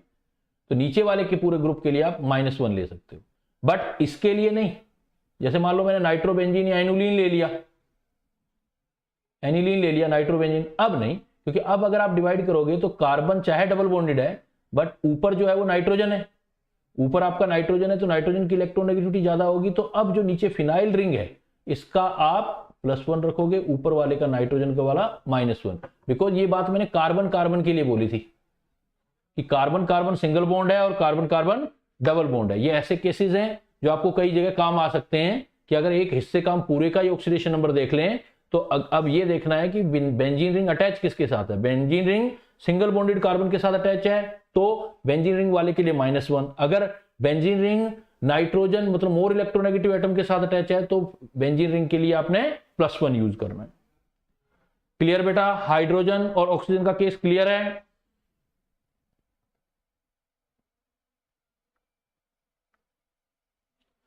अब देखो रूल्स पढ़ते हैं अपने। ये दो तरीके हैं, एक तो सिंपल सा तरीका होता है जो हम किसी को x एज्यूम कर लेते हैं और एल्जेब्रिक लगाते हैं उसके हिसाब से सोल्व करते हैं, but it is not very useful in your exam. जो कॉम्पिटेटिव एग्जाम है, for competitive exam it is not very useful. आपको कॉम्पिटेटिव एग्जाम में अगर करना है तो अगर आपको कॉम्पिटेटिव एग्जाम में करना है तो कुछ पॉइंट्स बता रहा हूं बेटा, ये ध्यान रखना, आप उसकी हेल्प से करना। कॉम्पिटिशन में एक क्वेश्चन आता ही है तो इसकी हेल्प से आपने करना है ऑक्सीडेशन नंबर। देखो क्या करना है। सपोज आपके पास सेंट्रल लाइन में, स्ट्रक्चर की बात कर रहा हूं, सेंट्रल लाइन में या किसी भी जगह एक जैसे एटम आते हैं, जैसे ए और ए दोनों एटम एक जैसे आते हैं और बीच में एक कोवलेंट बॉन्ड है, तो बेटा आपने पर बॉन्ड दोनों के लिए 0 ऑक्सीडेशन नंबर देना है। कोवलेंट बॉन्ड है तो ये जो बॉन्ड देख रहे हो आप कोवलेंट है, मतलब जो केमिकल बॉन्डिंग चैप्टर पढ़ा है आपने उसकी हेल्प लेनी है आपने। दो एक जैसे एटम के बीच अगर बॉन्ड आता है तो पर बॉन्ड एक जैसे हैं तो 0 आएगा, लेकिन अगर अलग अलग हैं ए और बी, अलग अलग एटम, ए और बी दो अलग अलग एटम है और बी मोर इलेक्ट्रोनेगेटिव है, बी मोर इलेक्ट्रोनेगेटिव एटम है ए और बी में, तो पर बॉन्ड जैसे ये बोर बना हुआ है ये भी कोवलेंट बॉन्ड है, पर कोवलेंट बॉन्ड है तो बी को -1 देना है बेटा, ए को +1 देना ऑक्सीडेशन। बी को -1 ए को +1, कोवलेंट बॉन्ड देख लेना है। ऐसे ही सपोज आपके पास दो एटम के बीच में ए और बी के बीच डेटिव बॉन्ड है, कोऑर्डिनेट बॉन्ड है। अब की बार बॉन्ड का टाइप बदल दिया मैंने, कोऑर्डिनेट बॉन्ड। कोऑर्डिनेट बॉन्ड का एक नाम और पढ़ते थे ना बेटा हम, कोऑर्डिनेट बॉन्ड का एक और नाम पढ़ते थे हम डेटिव बॉन्ड। तो अगर ए और बी के बीच कोऑर्डिनेट बॉन्ड है और कोऑर्डिनेट बॉन्ड का arrow toward more electronegative atom है, मोर इलेक्ट्रोनेगेटिव एटम, अगर ए और बी के बीच स्ट्रक्चर बना के देखो बेटा, स्ट्रक्चर में ए और बी के बीच मोर इलेक्ट्रोनेगेटिव एटम है की तरफ हेड जा रहा है तो पर बॉन्ड -2 मोर इलेक्ट्रोनेगेटिव को और इसको +2 लेस इलेक्ट्रोनेगेटिव को +2 देना है। बट अगर ए और बी के बीच ही, ये बहुत काम आने वाली बातें हैं बेटा, मतलब ये क्लियर तो आपके एग्जामिनेशन का क्वेश्चन क्लियर, मतलब पढ़ाई वो जो काम आए एग्जाम में। कितना भी पढ़ लें और क्वेश्चन सॉल्विंग एप्टीट्यूड नहीं आ रहा है, स्किल नहीं आ रही है, क्वेश्चन सोल्व नहीं हो रहे हैं तो फिर उसका मतलब नहीं। देखो ए और बी के बीच भी सपोज कोऑर्डिनेट बॉन्ड है लेकिन लेस इलेक्ट्रोनेगेटिव एटम की तरफ है, मोर इलेक्ट्रोनेगेटिव एटम की तरफ नहीं है, लेस इलेक्ट्रोनेगेटिव एटम की तरफ जा रहा है। कोऑर्डिनेट बॉन्ड बी से ए की तरफ जा रहा है तो आपने पर एटम 0 जो है वो देना है, 0 ऑक्सीडेशन नंबर देना है। तो अच्छे से समझ लो, ए और ए के बीच कोवलेंट बॉन्ड है, एक जैसे एटम है, तो पर बॉन्ड दोनों को या जितने भी बॉन्ड है आपने 0 0 ऑक्सीडेशन नंबर देना। सेकंड पॉइंट इज दिस, अगर ए और बी दो डिफरेंट एटम है और जिसमें से एक मोर इलेक्ट्रोनेगेटिव एटम है, तो पर बॉन्ड बी जो है, पर बॉन्ड जो बी मतलब मोर इलेक्ट्रोनेगेटिव है उसको पर बॉन्ड -1, दूसरे वाले को +1 देना है। फिर दूसरी बात, अगर स्ट्रक्चर में कोऑर्डिनेट बॉन्ड आ जाता है, कोऑर्डिनेट बॉन्ड का head toward more electronegative atom होता है, जो बड़ा है मोर इलेक्ट्रोनेगेटिविटी है उसकी तरफ होता है, बड़े वाले मोर इलेक्ट्रोनेगेटिव एटम की तरफ होता है, तो उसको -2 और नीचे वाले को +2 देना है। लेकिन अगर कोऑर्डिनेट बॉन्ड ऐसे जा रहा है, लेस इलेक्ट्रोनेगेटिव एटम की तरफ जा रहा है, तो दोनों को 0 0 असाइन करना है बेटा, पर बॉन्ड दोनों को 0 0 असाइन करना है। Let me take some example. Suppose मैंने आपको बड़े सिंपल एग्जांपल से उठाता हूं कि आपको वाटर का स्ट्रक्चर सबको आता होगा या H2O2 का स्ट्रक्चर सबको आता होगा, हाइड्रोजन पर ऑक्साइड H2O2, कोई प्रॉब्लम नहीं होगा सबको स्ट्रक्चर में। देखो H2O2 अगर आपने स्ट्रक्चर लिया HOOH, पूरे मॉलिक्यूल का पोस्टमार्टम कर डालो। यहां पर मैं वन थिंग आई से हेयर कि सपोज कुछ बच्चों को स्ट्रक्चर अभी भी बनाने नहीं आते, स्ट्रक्चर सारे बनाने नहीं आते हैं, तो जितने स्ट्रक्चर एटलीस्ट मैं आपको बनाऊं, मैं आपको 15 to 20 स्ट्रक्चर बताऊंगा, उन स्ट्रक्चर को बच्चे रट लेना, समझ लेना, रट लेना, जो करना चाहो उसके साथ कर लेना, लेकिन उनको अच्छे से तैयार कर लेना। और जिनको स्ट्रक्चर आती है उनके लिए तो कोई अब इश्यू ही नहीं रहा। सपोज ये देखो, ये स्ट्रक्चर लिखा मैंने HOOH, एक एक का ऑक्सीडेशन नंबर निकालते हैं। देखो यहां कंसिडर करते हैं, पहले यहां से स्टार्ट लेते हैं, यहां कंसिडर करते हैं। देखो H और O के बीच एक कोवलेंट बॉन्ड है, एक कोवलेंट बॉन्ड है तो ऑक्सीजन की इलेक्ट्रोनेगेटिविटी ज्यादा, तो ऑक्सीजन के लिए इधर -1 इधर +1। अब आ जाओ इधर इस पॉइंट पे OO के ऊपर आओ बेटा, तो दोनों एक जैसे एटम है, तो पर कोवलेंट बॉन्ड दोनों का ऑक्सीडेशन नंबर 0 0 असाइन करना है। फिर अगेन यहां आ जाओ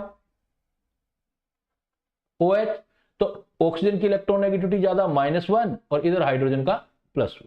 तो आप देख रहे हो, आप each and every atom, now you are able to give the oxidation number of each and every atom of given molecule. आपको किसी फार्मूले की जरूरत नहीं है कि सपोज इसका X है और इसका Y है और मैं ऐसे निकालूं, मैं वैसे निकालूं। ड्यू टू स्ट्रक्चर आप एक एक जो स्पीसीज है उसका ऑक्सीडेशन नंबर बड़ा क्लियरली निकाल सकते हो। यहां पर आप you can see here what is the oxidation number of oxygen, -1। It means which type of oxygen is present here. It means which type of oxygen present here. Then it is not normal oxide. It is -1 होता, अभी पढ़ के आए oxygen का, it is पर oxide. इसका मतलब यहां ऑक्सीजन जो है पर ऑक्साइड फॉर्म के अंदर है, it is peroxide. Let takes another example, dative bond वाला कोई एग्जांपल लेते हैं, यहां जिसमें एक से ज्यादा स्ट्रक्चर बनती है वो वाला एग्जांपल लेते हैं, जैसे CO2।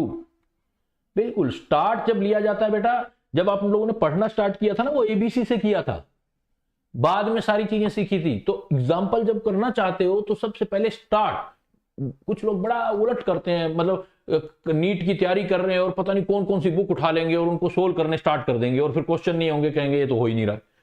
छोटे से उठाओ, कंसेप्ट क्लियर हो जाएंगे, बड़े अपने आप हो जाएंगे। जैसे सपोज CO2 का स्ट्रक्चर बेटा क्लियर है। देखो CO2 का हर किसी को स्ट्रक्चर आता है, C double bond O CO2। मुझे ईच एंड एवरी एटम का ऑक्सीडेशन स्टेट निकालना है, मैं किसी एक पर बेस्ड नहीं हूं, एग्जामिनर किसी का भी पूछ ले। देखो पहले मैं यहां स्टडी करूंगा C और O में, जब मैं यहां बेटा स्टडी करूंगा तो देखो पर बॉन्ड ऑक्सीजन की इलेक्ट्रोनेगेटिविटी ज्यादा, तो इधर -1 इधर +1। फिर यहां देखो ऊपर वाला बॉन्ड भी है, इस बॉन्ड के लिए भी -1 +1 बिकॉज कोवलेंट बॉन्ड है। अब इधर आ जाओ, 2 बॉन्ड है ना आपके पास, इधर आओ, इधर देखो ऑक्सीजन का -1 +1 है, इधर -1 +1 है। ईच एंड एवरी एटम का ऑक्सीडेशन स्टेट क्लियर है बेटा। देखो आप each and every oxidation state का, तो देखो पहले वाले ऑक्सीजन का कितना आ गया, पहले वाले ऑक्सीजन दोनों का सेम आया है, इस ऑक्सीजन का भी -2 इस ऑक्सीजन का भी -2। और कार्बन का देखो तो ऑक्सीजन का जो ऑक्सीडेशन स्टेट आ रहे हैं वो -2 आ रहे हैं, लेकिन कार्बन का देखो +1 +2 +3 +4, कार्बन का ऑक्सीडेशन स्टेट +4 आ रहा है। एक एक चीज क्लियर आ रही है, एक एक चीज क्लियर आ रही है। तो तो निखिल किशोर -½ ऑक्सीजन के लिए नहीं आएगा। -½ कैसे आ जाएगा बेटा? गलत, -½ नहीं आएगा। -½ तो तब आता है जब सुपर ऑक्साइड होता है, पर ऑक्साइड में नहीं, सुपर ऑक्साइड में। फिर मैंने आपको बताया था कि आप कुछ स्ट्रक्चर ऐसे बनाते हो, कुछ स्ट्रक्चर सपोज आप कोऑर्डिनेट बॉन्ड के बनाते हो। जैसे मान लो मैंने बोल दिया, आपको एग्जांपल दे दिया, मिथाइल साइनाइड, अलग ले लेते हैं, मिथाइल साइनाइड,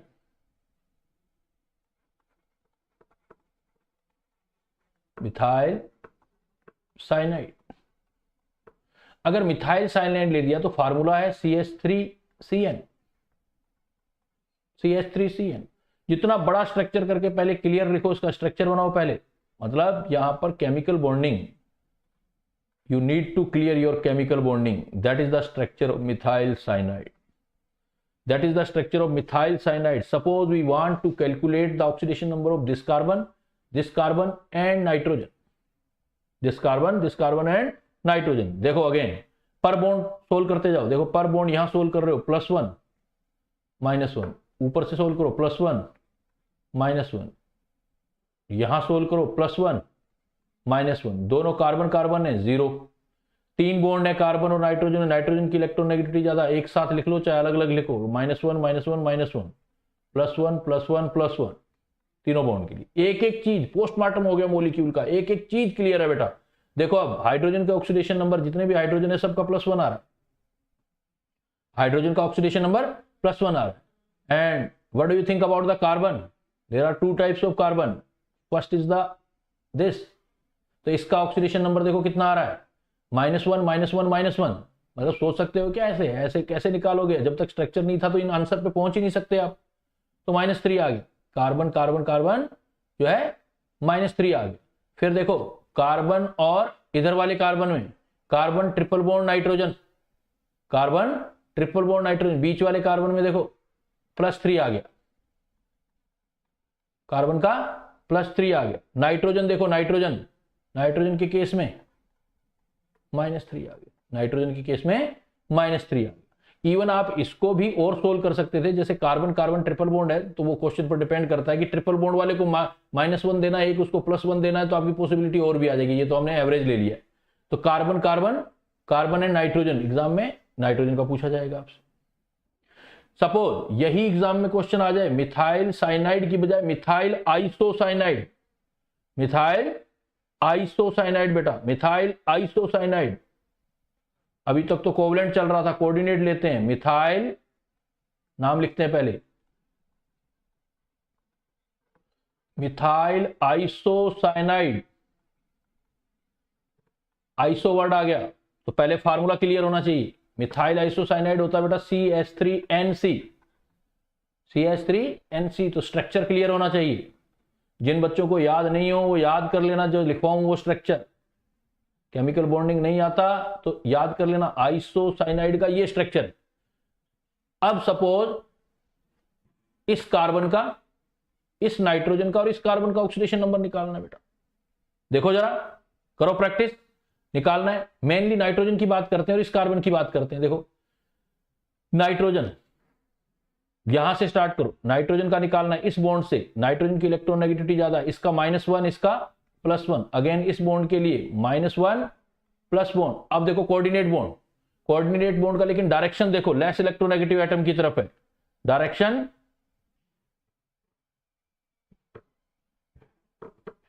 हाँ वो हो सकता है, जब क्वेश्चन आएगा क्वेश्चन की डिमांडिंग के अकॉर्डिंग करेंगे बेटा। साइनाइड में जैसा क्वेश्चन आएगा उसको जब जरूरत पड़ती है तभी यूज करते हैं डबल और ट्रिपल वाला। जब बेंजीन रिंग आती है ना, इसलिए मैंने बेंजीन वाले में बताया था आपको, प्रीवियस क्वेश्चन में बेंजीन वाले में वो बताया था आपको, डबल और ट्रिपल की रिक्वायरमेंट आएगी। बेंजीन हो तब यूज करना है, अभी नहीं। तो देखो -1 +1 -1 +1, ये देखो कोऑर्डिनेट बॉन्ड, लेकिन कोऑर्डिनेट बॉन्ड का डायरेक्शन देख रहे हो आप? You can see here the direction, head of the coordinate bond toward less electronegative. तो लेस इलेक्ट्रोनेगेटिव है तो क्या असाइन करना पड़ेगा बेटा हमें? लेस इलेक्ट्रोनेगेटिव है तो क्या असाइन करना पड़ेगा? 0 0 0। अभी नाइट्रोजन देखो इधर से भी है, कार्बन और नाइट्रोजन इधर से भी आएगा, तो इधर नाइट्रोजन कार्बन का +1, इधर -1, फिर इधर से आएगा +1 -1 +1 -1 +1। जब सीख जाओगे तब तो फराटेदार बोलोगे, फराटेदार चलेगा काम। अब देखो ईच एंड एवरी एटम का ऑक्सीडेशन नंबर निकाल सकते हो आप।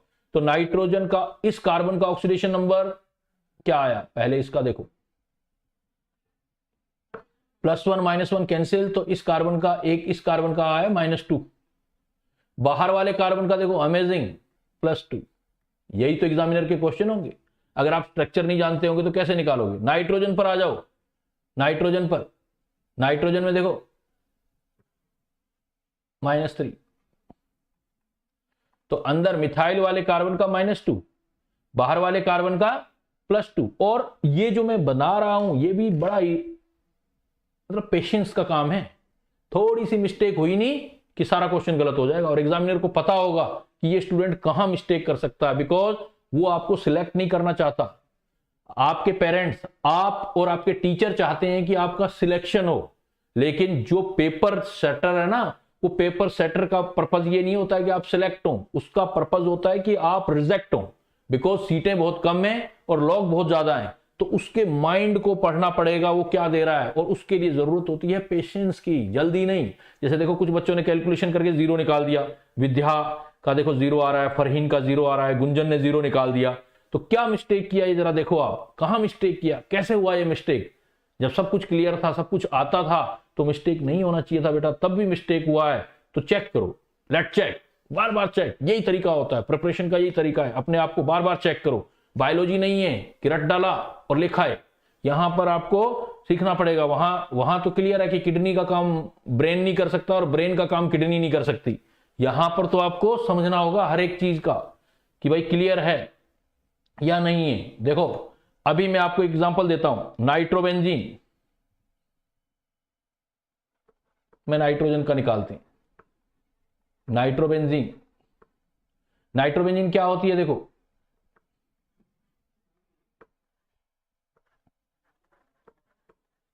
C6H5NO2।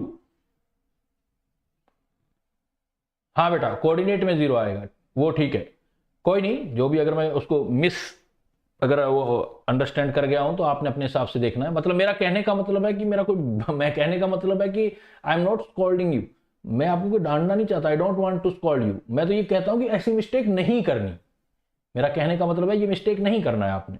तो देखो C6H5NO2 है, सपोज नाइट्रोजन का निकालना है, कैसे निकालेंगे बेटा, देखो बेंजीन, नाइट्रोजन, ये नाइट्रोबेंजीन का स्ट्रक्चर है। तो देखो इधर आ जाओ, पहले इसको सोल्व करो, 2 बॉन्ड इधर है तो टोटल साथ में लगा रहा हूं, ये -2 ऑक्सीजन का इलेक्ट्रोनेगेटिविटी नाइट्रोजन से ज्यादा, मतलब वो कहते हैं ना कि बाबूजी जरा धीरे चलना, गाना सुना हुआ है ना, बाबूजी जरा धीरे चलना, प्यार में जरा संभलना। यहां भी कंपटीशन में भी यही है बेटा, बाबूजी जरा धीरे चलना और एग्जामिनेशन में जरा संभलना। बड़े धोखे हैं इस राह में। तो देखो कैसे धोखे हैं, तो यहां पर देखो नाइट्रोजन और ऑक्सीजन, तो आपको पता होना चाहिए कि नाइट्रोजन से ऑक्सीजन का इलेक्ट्रोनेगेटिविटी ज्यादा होता है, क्योंकि सेकंड मोस्ट इलेक्ट्रोनेगेटिव ऑक्सीजन है, इसलिए आप ऑक्सीजन को -2 दोगे, यहां नाइट्रोजन को +2 दोगे, 2 बॉन्ड के लिए, है ना। अब देखो डेटिव बॉन्ड, डेटिव बॉन्ड वापस वही पॉइंट आ गया, नाइट्रोजन से ऑक्सीजन की तरफ जा रहा है, ऑक्सीजन मोर इलेक्ट्रोनेगेटिव है, सेकंड मोर इलेक्ट्रोनेगेटिव एटम होता है ऑक्सीजन, इससे ज्यादा फ्लोरीन होता है। तो यहां बहुत बच्चे फंसते हैं, है ना। तो ऑक्सीजन और नाइट्रोजन में कितना आएगा, इसका कोऑर्डिनेट बॉन्ड का हेड मोर इलेक्ट्रोनेगेटिव की तरफ जा रहा है, रूल नंबर फॉलो होगा, -2, फिर यहां +2, -2 और अभी मैंने थोड़ी देर पहले बताया था कि नाइट्रोजन और कार्बन चाहे डबल बॉन्ड हो चाहे सिंगल बॉन्ड हो, इस बॉन्ड के लिए देखो ऊपर -1 और नीचे पूरे के लिए आप +1 डाल दो एक बार चाहे। आपको तो नाइट्रोजन चेक करना था ना, तो नाइट्रोजन का निकालो, देखो क्या आया, नाइट्रोजन का ऑक्सीडेशन नंबर नहीं शिवानी 0 कहां आया बेटा, ये देखो नाइट्रोजन का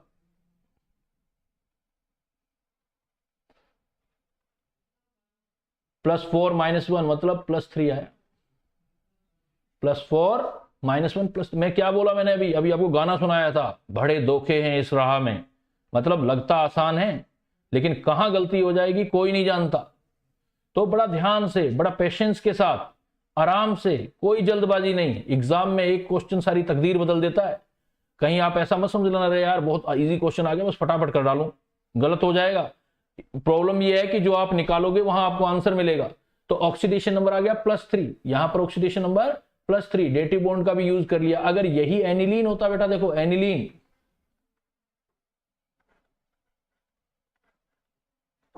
एनिलीन में NH2 का निकालो। अब एनिलीन होता है NH2, ये आपकी बारी, आप निकालो, जब तक मैं थोड़ा सांस ले लेता हूं, पानी पी लेते हैं। एनिलीन में नाइट्रोजन का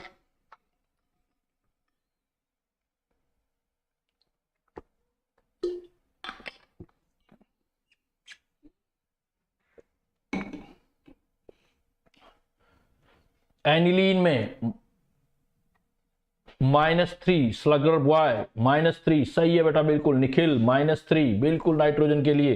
देखो सीधा सीधा आ गया, वहां नाइट्रोजन का +3 आया था नाइट्रोबेंजीन में, यहां -3 आ गया, तो ये इधर +1, ये +1, तो इधर -1 और इधर अभी करके ही आए हो आप, इस पूरे का +1, नाइट्रोजन की इलेक्ट्रोनेगेटिविटी ज्यादा, इधर -1, तो नाइट्रोजन का -3 आ गया। तो जब आप नाइट्रोबेंजीन से एनिलीन में जाते हो तो ऑक्सीडेशन नंबर चेंज देखो कहां से कहां जाता है, +3 से -3। कंपटीशन का बड़ा इंपॉर्टेंट क्वेश्चन, +3 से -3, डिफरेंस कितने का आया? डिफरेंस मतलब एन फैक्टर, डिफरेंस देखो निकालते थे आप, N factor, valency factor, difference कितने का आया? +3 से -3 मतलब 6 का डिफरेंस आया बेटा। +3 से -3 डिफरेंस, +3 से -3 डिफरेंस 6 का। तो इस टाइप के प्रॉब्लम सोल्व करनी है तो आपने ज्यादातर किससे सोल्व करना है कि ज्यादातर आपने स्ट्रक्चर करो और स्ट्रक्चर से शॉर्ट आउट करो। और हां, जिसके बारे में आप बहुत क्लियर हो, बिल्कुल आपको आता है, जैसे एग्जांपल मैं देता हूं KMnO4, एग्जामिनर ने बोल दिया भाई मैग्नीज का ऑक्सीडेशन नंबर निकालो, तो दूसरा तरीका, अदर मेथड, लेकिन ये बहुत रेयर यूज किया करो, जिसके बारे में काफी श्योर हो आप उसके लिए यूज किया करो। देखो सपोज ये मैग्नीज का निकालना है, तो अब रखते जाओ सबके, देखो पोटेशियम का +1, मैग्नीज का X, एक ऑक्सीजन का नॉर्मल चार्ज -2, तो -8 = 0, तो X = +7, तो मैग्नीज का ऑक्सीडेशन नंबर आ गया आपका +7। ये तो सिंपल सी चीज है, ऐसा क्यों पूछेगा एग्जामिनर, जरा सोचो आप, ऐसा थोड़ी पूछेगा कोई। हाँ ऐसा भी पूछेगा तो घुमा फिरा के वाला पूछ लेगा, जैसे FeH2O5 NOSO4, ये पूछ लेता है। कोऑर्डिनेशन केमिस्ट्री का काफी इंपॉर्टेंट केमिकल है ये। एक्चुअली जो होता है FeH2O4 ब्राउन रिंग टेस्ट बनता है, ब्राउन रिंग टेस्ट जो होता है, ये ब्राउन कॉम्प्लेक्स होता है, ब्राउन कॉम्प्लेक्स फॉर्म्ड इन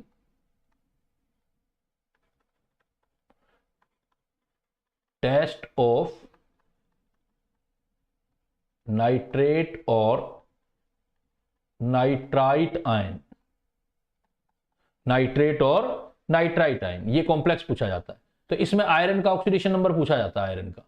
तो इसमें क्या है, एग्जामिनर कुछ नहीं देगा, आपको ये याद रखना है कि ये जो NO है, यहां पर NO एग्जामिनर देगा नहीं बेटा, आपको याद रखना है कि NO अपना एक इलेक्ट्रॉन इधर ट्रांसफर करता है आयरन को, इसीलिए इलेक्ट्रॉन ट्रांसफरिंग में कलर प्रोड्यूस होता है, इसीलिए ब्राउन कलर होता है। यही रीजन होता है कि इसको चार्ज ट्रांसफर स्पेक्ट्रा बोलते हैं। डिटेल बताऊंगा आगे, फिर ध्यान रखना इस केमिकल को, इंपॉर्टेंट केमिकल है चार्ज ट्रांसफर स्पेक्ट्रा। तो आपको जब भी ये करो तो NO एक इलेक्ट्रॉन दे देगा, इसलिए इस पर +1 चार्ज लेना है। एग्जामिनर नहीं देगा, हमारा चच्चा नहीं है, हमें डायरेक्ट बना के दे देगा एग्जामिनर, तो हमें यही लिख के देगा FeH2O5, इस कॉम्प्लेक्स को पहचानो।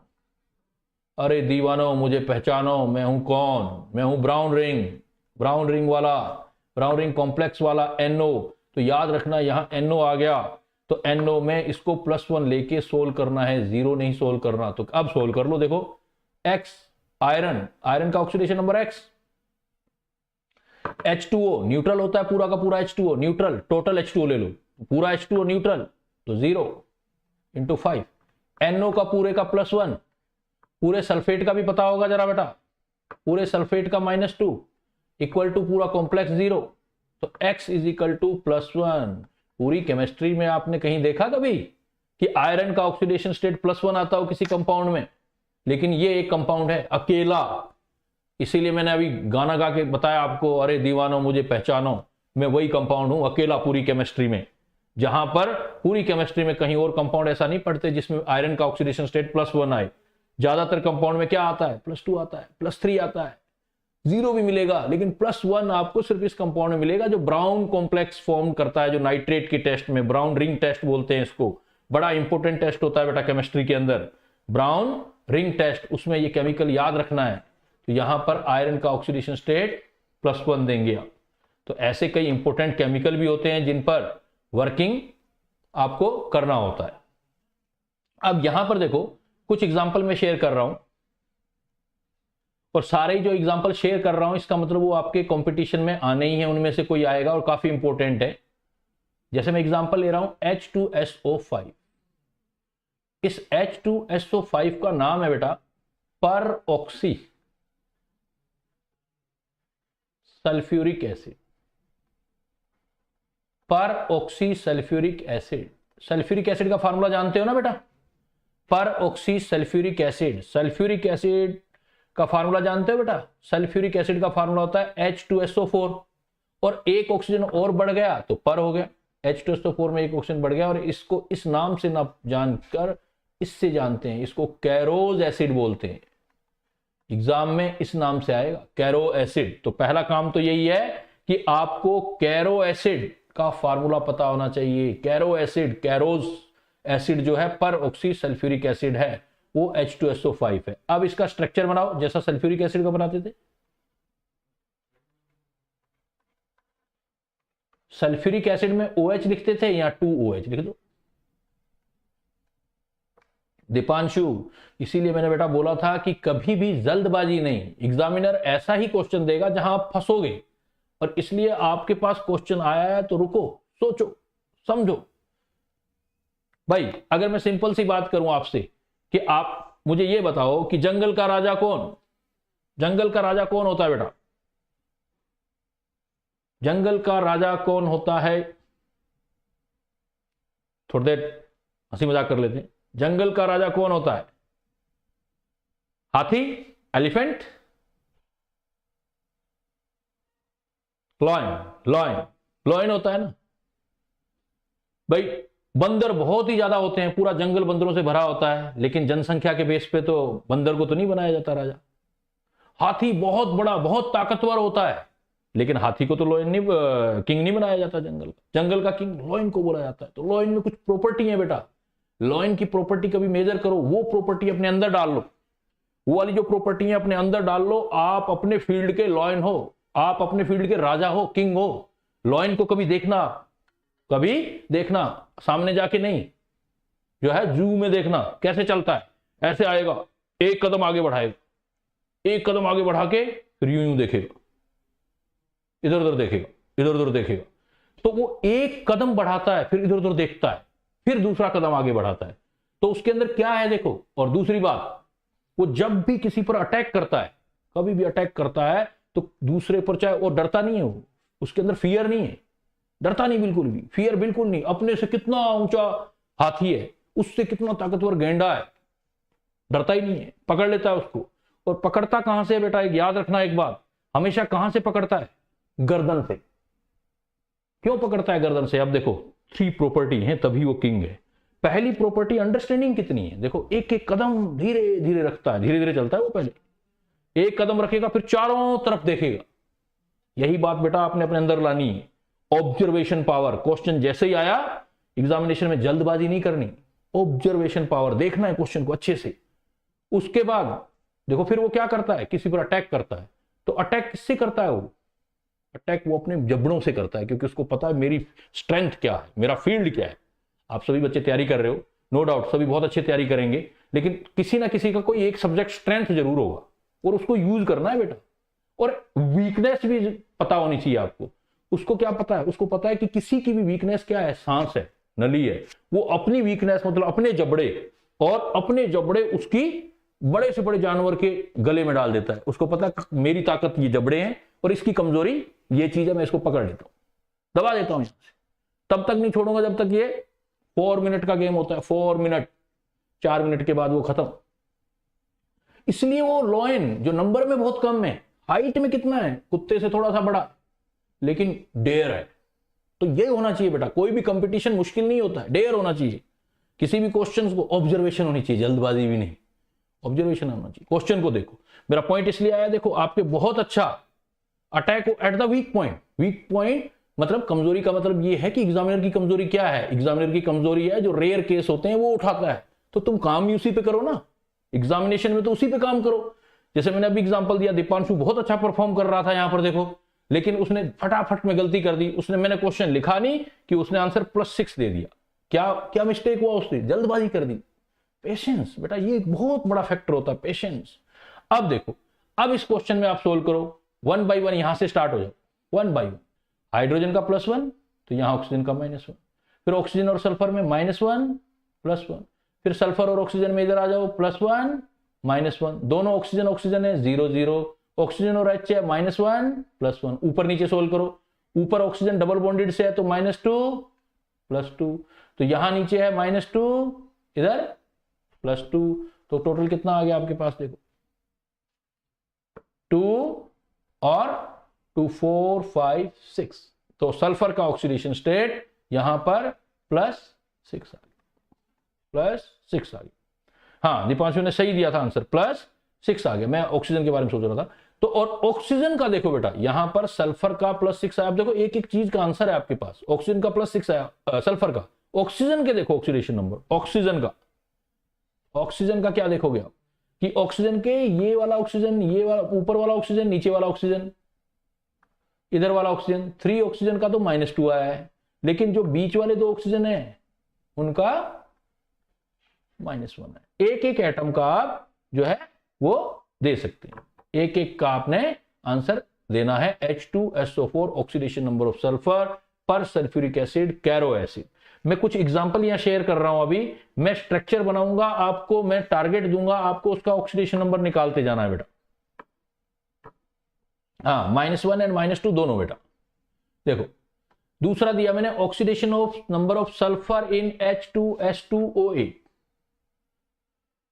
H2S2O8 वो कैरो एसिड था, ये मार्शल एसिड है।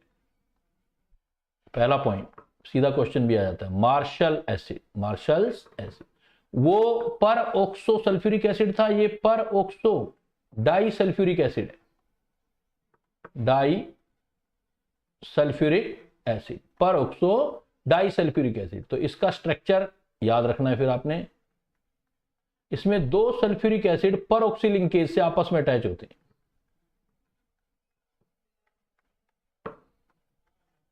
सल्फर का ऑक्सीडेशन नंबर निकालो, सल्फर का। वैसे तो आप देखो स्ट्रक्चर बनते ही, देखते ही आपको अपने आप ही आंसर दिखने लग गए होंगे कि बाहर वाले ऑक्सीजन का कितना आएगा, सेंटर वाले ऑक्सीजन का कितना आएगा और सल्फर का कितना आएगा। +6 देखो आंसर आने लग गया फटाफट। तो क्या है, structure clear, question clear. Double bond है, +2 इधर सिंगल बॉन्ड है, तो इधर से +2 इधर -1 तो +1, इधर -1 तो +1, तो 6 आ गया, 6 आ गया, बहुत 6 आ गया। Structure clear, question clear. हाँ, ये पॉइंट आपको थोड़ा मेमोराइज करने पड़ेंगे। H2S2O8 है जो पर ऑक्सो डाइसल्फ्यूरिक एसिड है, इसको हम मार्शल एसिड बोलते हैं। चलें आगे। ये देखो, oxidation number of chromium in CrO5, oxidation number of chromium in CrO5, blue पर क्रोमेट, बटरफ्लाई स्ट्रक्चर से याद रखना है इसको। बटरफ्लाई स्ट्रक्चर मतलब कौन से एग्जांपल उठा रहे हैं हम, एग्जामिनर की वीकनेस उठा रहे हैं, उसको हमें पता है कि यही वाले इस तरह के क्वेश्चन उठाएगा वो। CrO5 बटरफ्लाई स्ट्रक्चर, जैसी बटरफ्लाई की होती है, CrO ऐसे पंख होते हैं ना बटरफ्लाई के, ऐसे। CrO5, क्रोमियम का ऑक्सीडेशन नंबर निकालना है देखो, और ऑक्सीजन के भी ऑक्सीडेशन नंबर निकालने हैं। CrO5 इधर -2 इधर +2, इन सब से -1 +1 -1 +1 -1 +1 -1 +1, तो क्रोमियम, वेरी गुड दीपांशु, +6, बीच का +6, और ऑक्सीजन के एक ऑक्सीजन का -2 और 4 ऑक्सीजन ऐसे हैं जिनका -1, क्योंकि पर ऑक्साइड है, 2 पर ऑक्साइड लिंकेज है, 2 पर ऑक्सी लिंकेज बोलते हैं इसको, पर ऑक्सी लिंकेज। तो ऑक्सीजन के अलग अलग, ऑक्सीजन का अलग अलग, और क्रोमियम का +6। क्लियर? बट पहले स्ट्रक्चर क्लियर, एक बार स्ट्रक्चर 1-2 बार बनाओगे याद हो जाएगा, फिर कोई भी क्वेश्चन बना लो। HCN ये हम कर चुके, अभी मैंने करवा दिया था आपको, मैंने मिथाइल साइनाइड में कराया था, आपको यहां नाइट्रोजन वाला करना है। ये देखो, oxidation number of sulphur in Na2H2O3, इसको बेटा बोलते हैं सोडियम थायोसल्फेट। ये सारे इंपॉर्टेंट केमिकल हैं, sodium thiosulphate, sodium thiosulphate. Actually अगर इसके साथ .5H2 और लगा दें तो इसी सोडियम थायोसल्फेट पेंटाहाइड्रेट बोल देंगे। सोडियम थायोसल्फेट पेंटाहाइड्रेट, इसको बोला जाता है, एग्जाम में सीधा क्वेश्चन आता है, hypo solution. Which is the hypo solution? Hypo solution पूछा जाए तो आपने बेटा आंसर देना है Na2H2O3.5H2। अब आता है इसका स्ट्रक्चर, ये बड़ा इंपॉर्टेंट स्ट्रक्चर है, थायोसल्फेट। तो ये सल्फेट से बना है एक्चुअली। सल्फेट में एक ऑक्सीजन होता है, यहां ऑक्सीजन की जगह सल्फर है, ये सल्फर जो आया है रिप्लेस्ड बाय ऑक्सीजन आया हुआ, ये थायोसल्फेट होता है,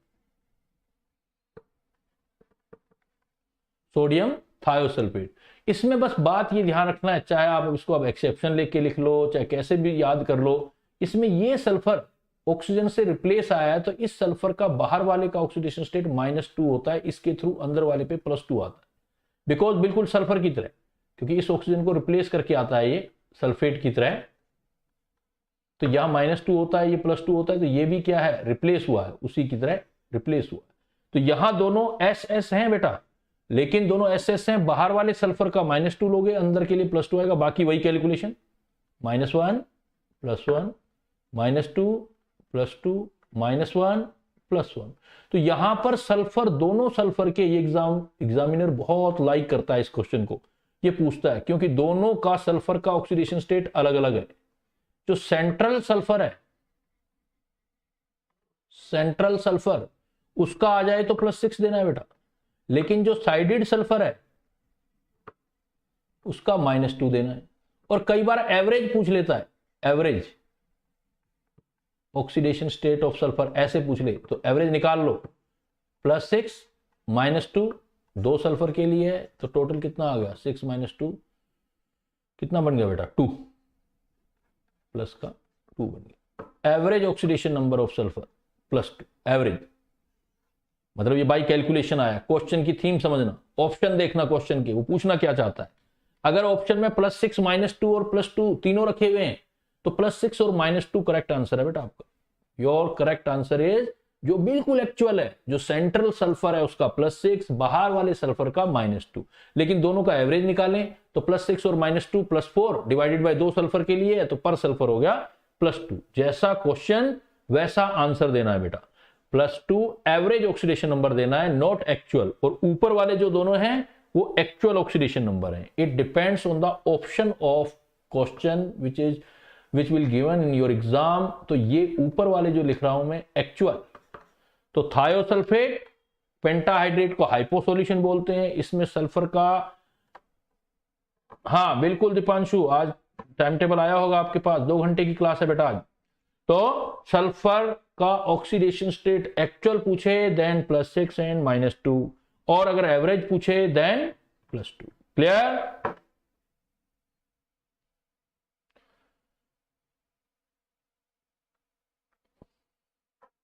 ऑक्सीडेशन नंबर ऑफ क्लोरीन, काफी इंपॉर्टेंट केमिकल बेटा, oxidation number of chlorine, CaOCl2, bleaching powder, bleaching powder नाम से आता है।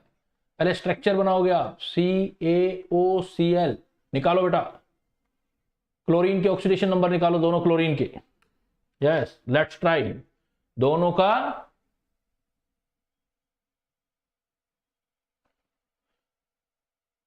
का आंसर निकालना है आपने।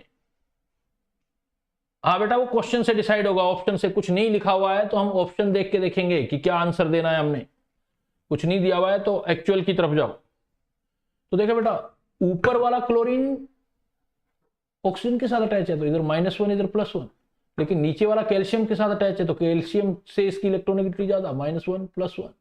देखो बात वही, अगर एक्चुअल देखोगे,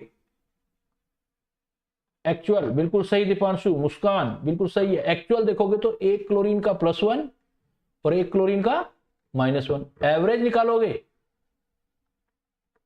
तो +1 -1 कुछ निकलेगा ही नहीं, /2। +1 -2 कर 0/2, कोई मतलब ही नहीं निकलेगा। तो इसलिए ये एवरेज कभी नहीं पूछेगा आपसे, यहां पर एक्चुअली पूछेगा। यही आंसर करेक्ट करने हैं।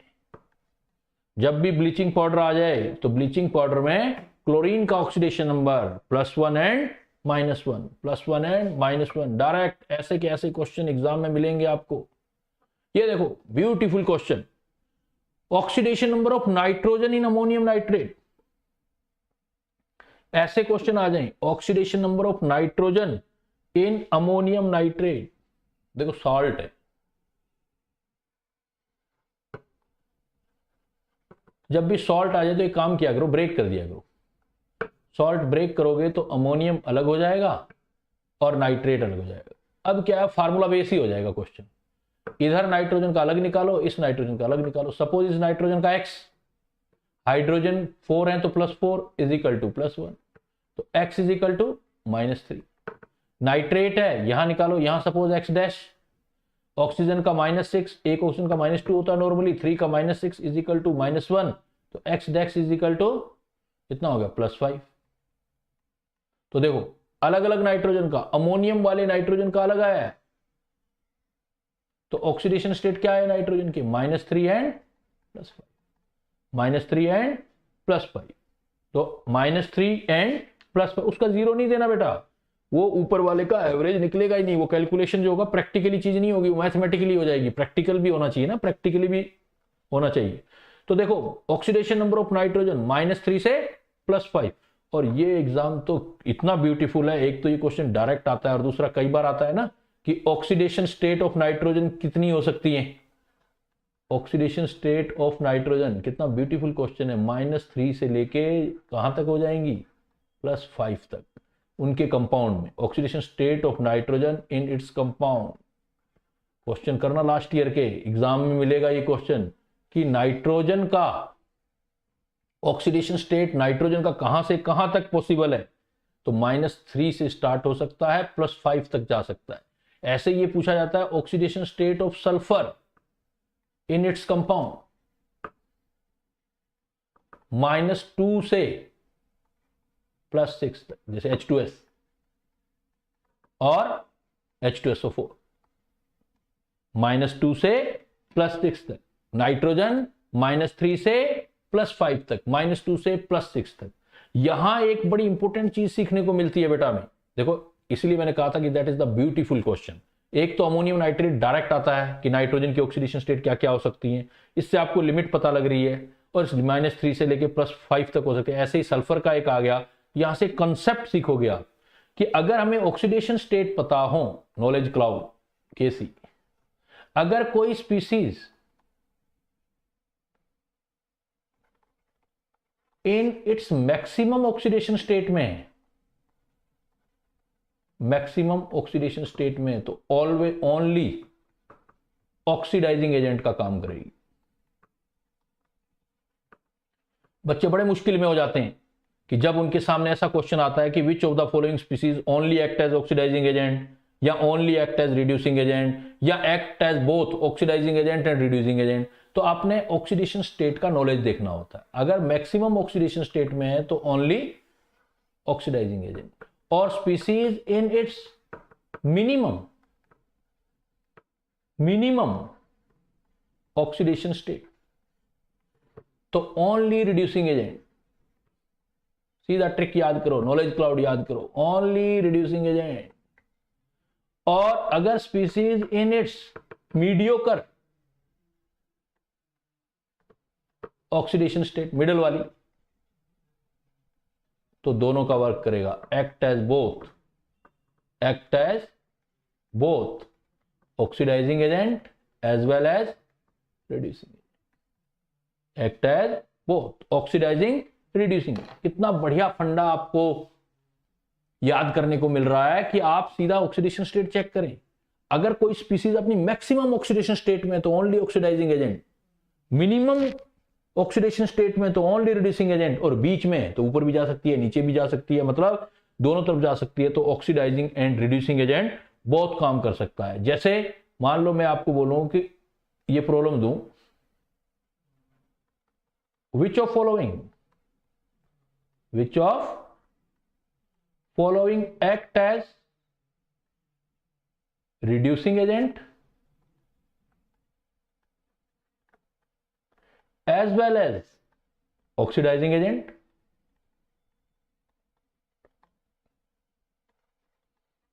और मैंने एग्जांपल दे दिया बेटा H2S, SO2 और H2SO4।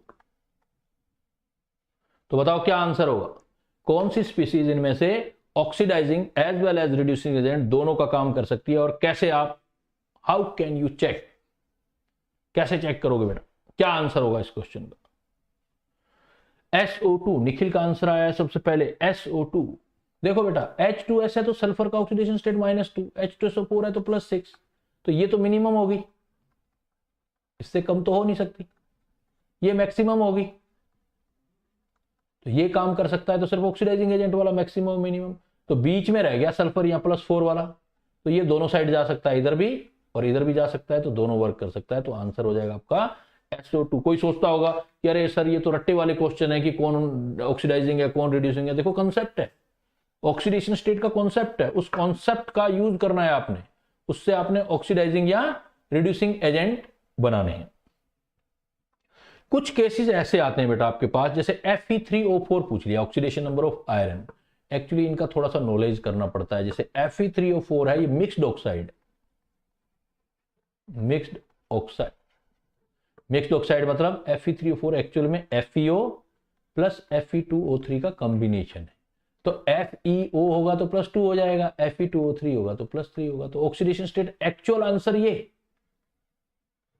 एक्चुअल, अगर +2 और +3 दिया हुआ है तो ठीक है, Fe3O4 में आयरन +2 में भी है +3 में, नहीं तो कई बार हमारा एवरेज निकालना पड़ता है, तो एवरेज फार्मूले से निकालते हैं। जैसे Fe3O4 है, सपोज एक आयरन का X तो 3 है तो 3x, एक ऑक्सीजन का -2 तो 4 है तो -8 इक्वल टू 0, तो x इज इक्वल टू +8/3। जैसा क्वेश्चन वैसा आंसर, एक्चुअल पूछे +2 +3 और ऊपर वाले ऑप्शन नहीं है अवेलेबल, इस तरह का फ्रैक्शन दे रखा है तो आप नीचे वाले देंगे। ऐसे एग्जांपल ये भी तो होता है आपका Pb3O4, Pb3O4 एक्चुअल में ये भी मिक्स्ड ऑक्साइड है, 2PbO का और PbO2 का मिक्स्ड है ये भी, तो यहां भी आयरन का +2, लेड का +2 और इधर लेड का +4।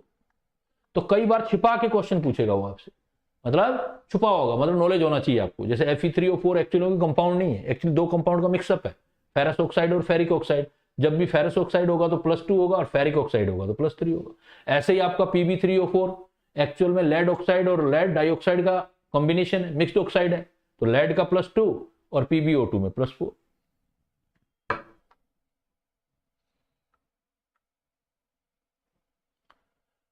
Oxidation number of sulphur in sodium tetrathionate, tetra का मतलब 4 सल्फर ऐसे अटैच कर दो, बाकी O नेगेटिव दे दो, यहां सल्फर आ जाएगा। तो यहां देखो हर एक सल्फर का अलग अलग आएगा, इधर देखो -2 तो इधर +2 इधर -1 इधर +1, लेकिन इनके लिए तो 0 0 लगेगा,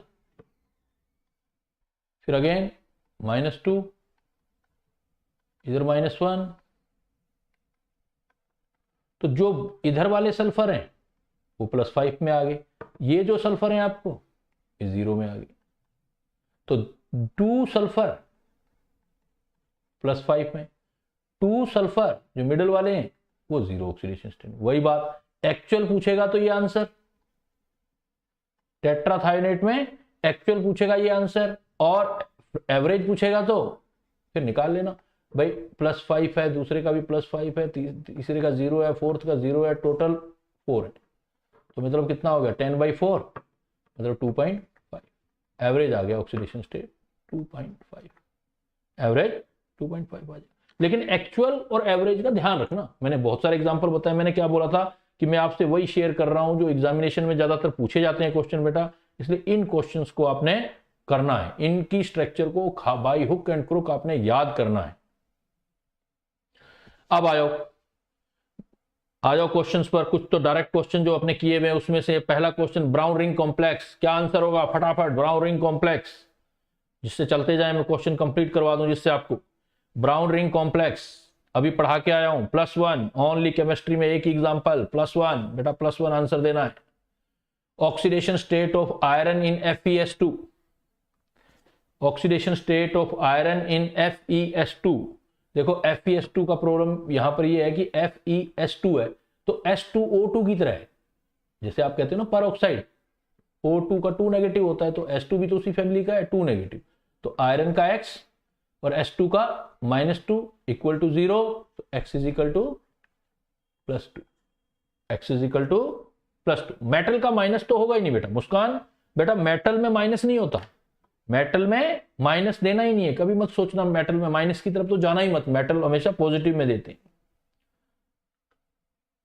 oxidation number of chromium in K2Cr2O7, oxidation number of chromium में K2Cr2O7 में क्रोमियम का, K2Cr2O7 क्रोमियम का सिंपल फार्मूला बेस्ड क्वेश्चन लगा दो। 2 पोटेशियम, एक का +1 होता है इंटू 2, प्लस एक क्रोमियम का S, 2 का 2x, एक ऑक्सीजन का -2 into 7 is equal to 0, 2 + 2x - 14 equal to 0, तो 2x, x is equal to +6, x is equal to, ज्यादातर बच्चों का आ रहा है आंसर, ठीक है, सिंपल से एग्जांपल है, क्योंकि जो डिफिकल्ट थे वो तो मैंने आपको करवा ही दिए, ये तो सिंपल वाले पूछ रहा हूं। ये देखो oxidation number of nitrogen in ammonium sulphate. अब ये क्या है, एक तरीका ये है कि बच्चा पूरा सोल्व करे, और एक तरीका भी मैंने ट्रिक सिखाया था बेटा आपको। अमोनियम सल्फेट सॉल्ट है, जब भी सॉल्ट आ जाए तो मैंने ट्रिक सिखाया था, ब्रेक करो, ब्रेक, तो ब्रेक करोगे तो NH4 पॉजिटिव और SO4 2 नेगेटिव हो जाएगा। जब ब्रेक करोगे तो बहुत आसान हो जाएगा, अभी निकाला भी है आपने, है ना। जब आपने कहीं बेटा खुशी जाना है क्या, कहीं क्लास से इंपॉर्टेंट है कोई चीज, कहीं जाना है तो हो या एक तो आए हो लेट और फिर कहीं जाना भी आपको। तो नाइट्रोजन का देखो ऑक्सीडेशन स्टेट X और हाइड्रोजन 4 है तो +4 इज इक्वल टू ऊपर चार्ज +1, तो X इज इक्वल टू कितना हो गया आपके पास -3, X is equal to -3। Direct break करके जब भी सॉल्ट आ जाए, सॉल्ट में याद रखो ये जो पॉइंट्स बताता जा रहा हूं, इन पॉइंट्स को साथ में अलग से लिख लिया करो कि सर ने बोला था कि सॉल्ट आ जाए तो ब्रेक करके करना है, सॉल्ट आ जाए तो ब्रेक करके।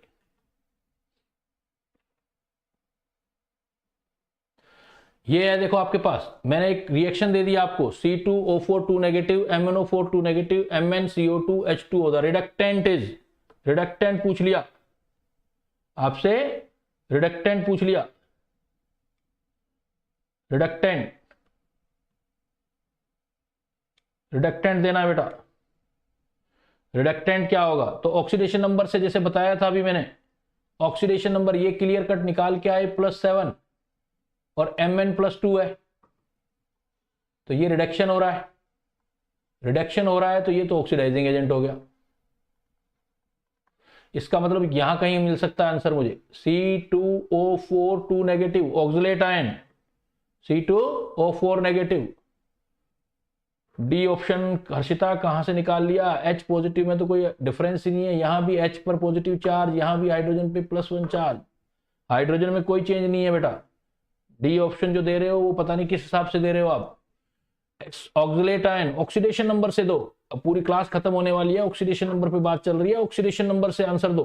देखो यहां पर कार्बन ऑक्सलेट है या CO2 है, तो यहां कार्बन का ऑक्सीडेशन नंबर निकालो, एक कार्बन का X तो 2 का 2x, -8 इज इक्वल टू -2, तो 2x इज इक्वल टू +6, तो x इज इक्वल टू +3, तो यहां पर कार्बन का ऑक्सीडेशन नंबर +3 आ गया और CO2 में +4, तो इसका मतलब +3 से +4 जा रहे हो, +3 से +4 का मतलब ऑक्सीडेशन जा रहा है, तो जिसका ऑक्सीडेशन होता है वही रिड्यूसिंग एजेंट होता है, तो रिड्यूसिंग एजेंट ऑक्सलेट आएगा। मतलब अच्छा करने के लिए हाँ बेटा हर्षिता इसका देना आंसर ए, H पॉजिटिव नहीं, H पॉजिटिव कोई चेंज नहीं आ रहा। अच्छा पिछले क्वेश्चन का आंसर दे रहे थे आप, कोई बात नहीं। तो इन द रिएक्शन जो हमने पढ़ा उसके हिसाब से हमने आंसर देना है। इस टाइप की क्वेश्चन की प्रोबेबिलिटी बन सकती है। विच ऑफ द, फटाफट जल्दी से पढ़ा हुआ क्वेश्चन है, आज की क्लास का है। विच of the following compound transition metal is in oxidation state 0। देखते ही क्वेश्चन एग्जाम में आए तो सोल्व हो जाना चाहिए। अगर जो पढ़ा है उसके आंसर में कोई देरी नहीं। मुस्कान बी, अंशिका सी। देखो मुस्कान ने गलत आंसर दे दिया, देखो पढ़ने के बाद भी गलत आंसर दे दिया। मैंने क्या बोला था, मेटल कार्बोनिल न्यूट्रल। जब मेटल कार्बोनिल निकिल के साथ कार्बोनिल आ रहा है, यही एग्जांपल भी दिया था। तो माइंड को चीजें याद रखने के लिए कितनी मशक्कत करनी पड़ती है देखो बेटा, इसलिए कहते हैं लिख लिख के याद करो, लिख लिख के याद करो। मेटल कार्बोनिल में मेटल का 0, मेटल का 0। गलत चीजें जल्दी माइंड एब्जॉर्ब करता है, सही चीज करने के लिए बहुत सारा लेबर करना पड़ता है बेटा, बहुत सारा लेबर करना पड़ता है। तो आपकी क्लास जो है यहां पर हम आज दी एंड कर रहे हैं। तो let's see very soon for next part of this lesson. तब तक बाय बाय, थैंक यू।